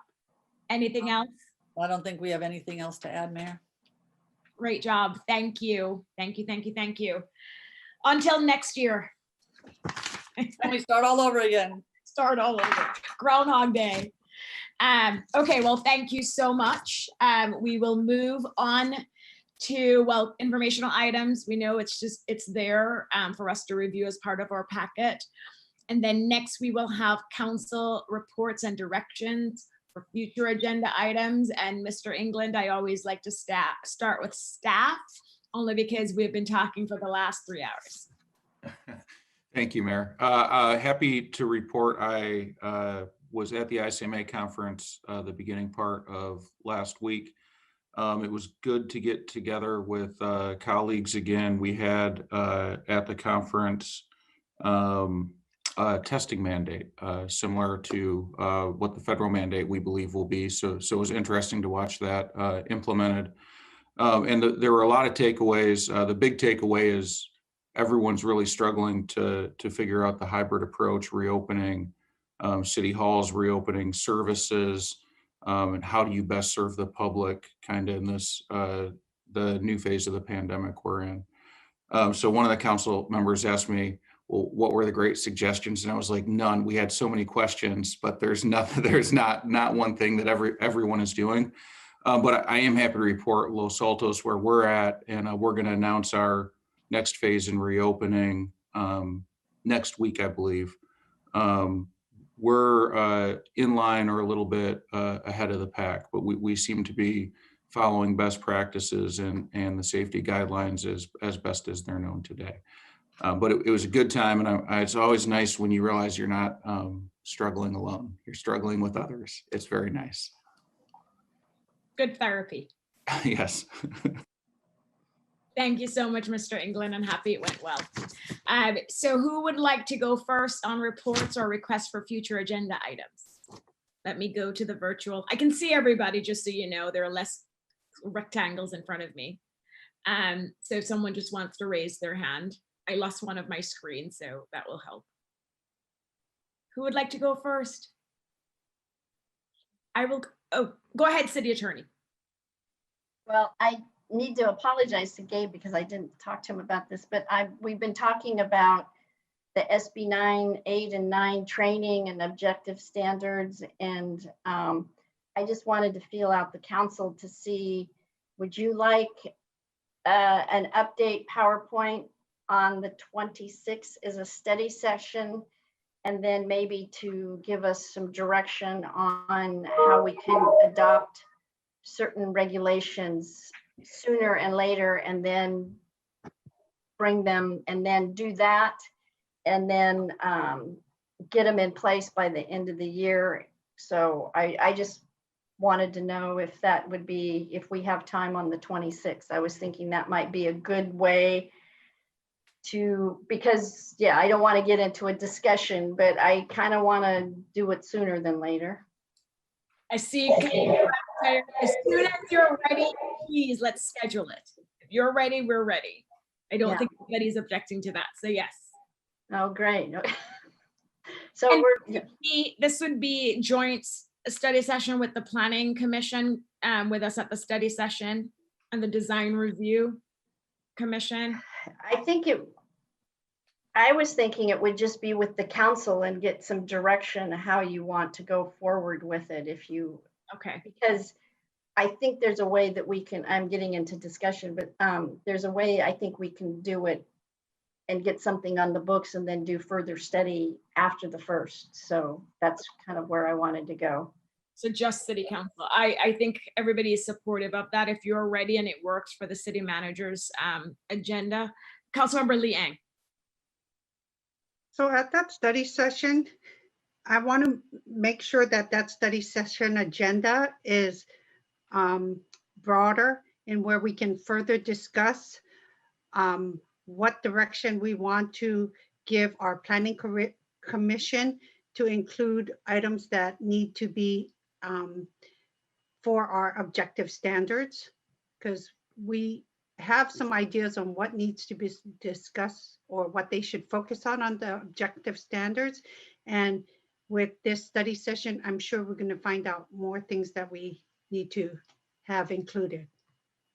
Yeah, this one would be how we go to DRC and the Planning Commission, because 8 and 9 really, DRC is going to not really have much to do in these days. So yeah, I'll just echo the need for the agenda to be very broad, so we can have very broad discussion, as broad as possible. Even if it means that some other laws that amend 330, 8 does directly, but there's a couple of others that do as well. So I think we want to be as broad as we can. Yeah. Because of the interrelationship of some of these and the overlap and the mess. Yeah, there's a lot. So it's a mess. Okay. You're clear, Ms. Houston? Okay, she's gone. All right. Thank you. So I'm happy to go report. The first report is, of course, Councilmember Weinberg and I attended the League of California Cities Conference. Feels like it was months ago. It was actually only a couple of weeks ago, Councilmember Weinberg. It was, very similar to what we heard from our city manager. It was really nice to see so many of our fellow council members in person and share stories about what we all went through this past year and a half, and share ideas and attend the different sessions. So thank you again for supporting us to go. I always enjoy these conferences, and I think it's a real good team building for a city. It gives us visibility, and there's always learnings. And so thank you so much for supporting us to go this year. The second thing, of course, is our community center ribbon cutting, and I'm sure you've heard the same reviews that, you know, people, it went well, people were blown away by the community center, and I do want to thank staff. I mean, so many people were involved in putting it together, and it was 100% a success. And so really want to thank them. I know we've all told Mr. England this maybe one-on-one, but I do want to state it publicly. Of course, more to come, because we know how much work they put into this. And so we really have to make sure they understand how much we appreciated it. So those are my two quick reports for future agenda items. One, Lehigh subcommittee. Someone had asked me what's going on with Lehigh, and I said, I'm not on the subcommittee, and obviously I can't call up Councilmember Liang or Meadows and ask them. I have to do it in this public setting. And so I do want to defer to both of you to see if you would like to agendize an update, if there's anything to update. If there's nothing to update, then that's fine. I just didn't have an answer for the person who asked me what's going on with Lehigh. I can answer you right now if you want. Well, do you want to agendize it? Is it enough for you to do a meeting, even if it's a brief update, you know, what you're working on? Because then the city attorney is gonna, we can't discuss it. So just bring it back as an update at the end of the meeting. That would be good. Yeah. Yeah, I'll just update you guys at. Yeah. Is there an update? I mean, if there's an update. Well, there really isn't much to update because the plans for Lehigh continue to be on hold. So, I mean, I can speak to that, and I can speak to the concerns regarding. Yeah, I think that would be good. I think so everybody kind of gets refocused on what's going on, and you know, because it is quite a big project. So I think that would be good, Councilmember Liang, to report back. Yeah, I could just give you guys some few bullet items and just let you know. So we'll agendize it for either the 26th. Well, I'll work with the city manager on the 26th, because I know that agenda may be getting a little bit full. Speaking of the 26th, I will remind council that months ago when we talked about the theater working group, and I had proposed it, and I also proposed a report back from the theater working group in either October or November. And I remember Councilmember Meadows saying she didn't want us to have a specific report back date. Whenever they were ready, they could just let us know and we could put it on the agenda, and they are ready to come back August 26th. They told us this a couple of weeks ago. And so it's confirmed that they're ready to give us a report on October 26th. So I wanted to make sure this was close the loop and say it on the public record, just to make sure everybody understood why we were bringing them back. So Councilmember Meadows and Councilmember Weinberg, you had supported it. And so I just wanted to make sure I'm not misstating anything. Okay, so that's it for me on reports. And I think we have a full. Councilmember Meadows. I was just going to update for actually 4 of us were at the 3:30 Distal, the EAH presentation, which I thought had come a long way. And actually at that meeting, Councilmember Liang was kind enough to introduce me to Christina, and I don't recall the last name, from Joe Simidian's office. And she gave me also a brief update on Lehigh. So Councilmember Liang and I can give, you know, a brief agenda item covering that. Perfect, and thanks for the 330. We've been busy because we had an extra week too, so it's been 3 weeks. Anybody else? I saw Councilmember Liang. I did want to request some future agenda items. Previously, I've asked to talk about our diversity training. I'd like that to come back with for discussion and to expand that to include empathy training. The other thing I'd like to add for a future agenda item is to have discussion of the maintenance of our tree canopy. I think it's important because we have a lot of trees that are being taken out and they're not being replaced. and I'm concerned about our tree canopy in Los Altos. The county has done some tree canopy programs and speaking engagements, and there's a wonderful speaker there. I can suggest that we include having that person come and speak to us, or we could talk about it, have a discussion first, and then further invite that individual to come. So Councilmember Liang, let me stop you there. So on the diversity empathy training, you had proposed that before, the vice mayor had supported you. That should have already been on the list. If it's not, we should add it to the list of future agenda items. On the tree canopy discussion, let's see, would that require staff support? Because No. because then, okay, so we would need at least one council member to support agendizing a tree canopy discussion. Vice Mayor, you're So second. I'll speak just a little bit about that, Mayor, and that is that we have a lot of trees in distress in town. And we really need to think about whether we need to do something for our residents in terms of encouraging the watering of trees, even if they're trees that are in people's right of way, and people tend to think that they're city trees and they're really not. You're supposed to maintain them. Of getting some watering programs going, especially if we have a dry winter, because we have a lot of trees in trouble in town, a lot, and some of them are on city property, some of them are on right of way that are supposed to be, residents taking care of, and some of them are on residents' property, and where I think we have a developing hazard where we have people with dead and dying trees and they're not removing them. And they're a fire hazard. So there's a multitude of problems having to do with the tree situation in town. Okay, and I will tell you, I've heard from many residents that in the good old days, the city actually used to pay to maintain the trees that were in the right of way. And in the good old days, and it was at least 30 years ago, because no, they've told me they want to bring back, the city should be maintaining it. So we have 2 votes for the tree canopy, so that will go on the list for future agenda items, and we'll figure where to put it depending on timing and everything else. Councilmember Liang, you weren't finished. No, I think I addressed my third one earlier when we talked about having that discussion that to clarify what needs to go to the Planning Commission for objective standards. So I think I've already addressed that third point I had in mind. Thank you. Thanks, Councilmember Liang.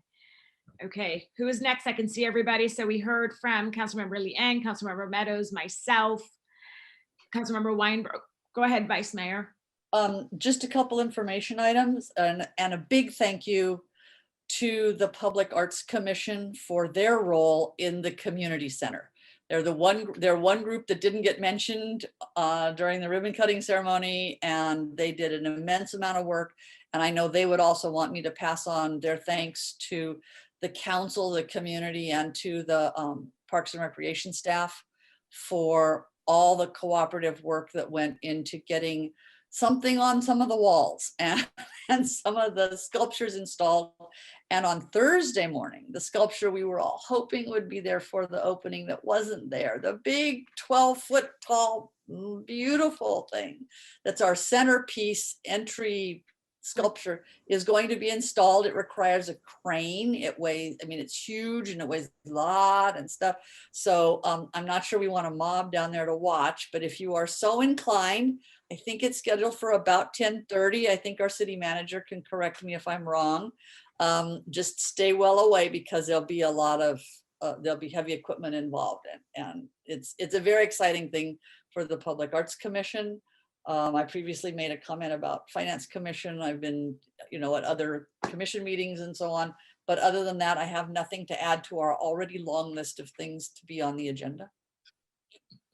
No, thanks for that. That is very exciting. So 10:30 a.m. on Thursday.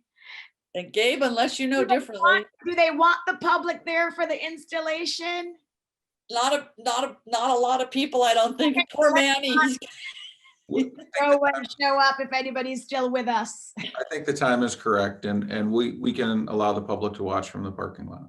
Yeah, Okay, social distance, mask. it's gonna be really cool. Thank you, Vice Mayor. Councilmember Weinberg. Thank you, Mayor. Just a quick report. I don't have any future agenda items to propose. The Cal Cities Conference was really good. I enjoyed it. It's the first time that I've been to the main conference. I think that the resources at the conference are really valuable. And in the future, I would not limit it to just 2 council members. I think anyone who wants to go should go. For members who were not able to go, you may want to take a look at the program. I think all the materials are available to council members to take a look at. So there are a lot of program materials, and in fact, they expected you, I think, to come in with a tablet or something, because they weren't actually giving out any materials. You were just expected to download them and follow along. The big issues that I heard at the conference were, of course, SB9. And I think it's too early for there to have been any formal programs on it, but there was a lot of talk, a lot of debate. The same arguments that we've heard in front of the council are being repeated by our colleagues throughout the state of California. Before we went to the conference, I think someone threw out the idea of, hey, find out what other cities are doing when it comes to SB 9 or 10, and everybody was kind of asking everybody else that. I don't think there's no jurisdiction I know of that really has kind of pieced it together, and this is what we're going to do. This is how we think we have to handle it for the time being. Everyone's still kind of trying to work it out. One thing that I thought was really interesting is that several different seminars were held that dealt with the issue of equity, whether it was equity in housing, or equity in complete streets, or equity in other areas of city government. It is a theme that I saw here and there repeated. So that seems to be something that a lot of people are paying attention to, and I found those seminars to be really interesting and really useful. Let's see, I attended, gave opening remarks a couple of weeks ago at Grant Park for a class for people who were trying to get certified to use ham radios. Captain McCrossan was also there. He spoke, just gave opening remarks. And many of the students there are Los Altos residents. So hopefully now they have their ham licenses, they will be interested in helping the city out as certs or maybe bats or however else. But that was encouraging to see, and it's encouraging to know that we're doing that here in Los Altos and making sure that space is available for people that can help our community. And then finally, I attended the Environmental Commission meeting earlier, I think yesterday. They talked about the CAP. The Complete Streets Commission talked about the Complete Streets Master Plan. Both of these are percolating their ways up to it. And I thought that hearing the commissioners talk about it was useful. I recommend to my colleagues on the council and members of the public, it's worthwhile hearing some of the thoughts, some of the ideas that are coming up. Thank you, Councilmember Weinberg. Thanks for sharing. Councilmember Lee Eng. I just wanted to make sure that we acknowledge the wonderful job that our city manager has done in taking care of some of the emergencies that have occurred this past week. The World War I souvenir, the break of the water main. So thank you so much to Mr. England for the wonderful job he has done in keeping our community informed and staying on top of it and keeping us informed as well. And also, keeping us aware of what's going on with our high schools in the past as well. And those scary events that, those. So thank you so much. Yes, yes, yes. Well said, Councilmember Lee Eng. Okay, anybody else? Last call, what time is it? I have to pull up different screens. It's 10:35. Going once, going twice. Thank you, everybody. We will adjourn our meeting at 10:35 p.m. Thank you.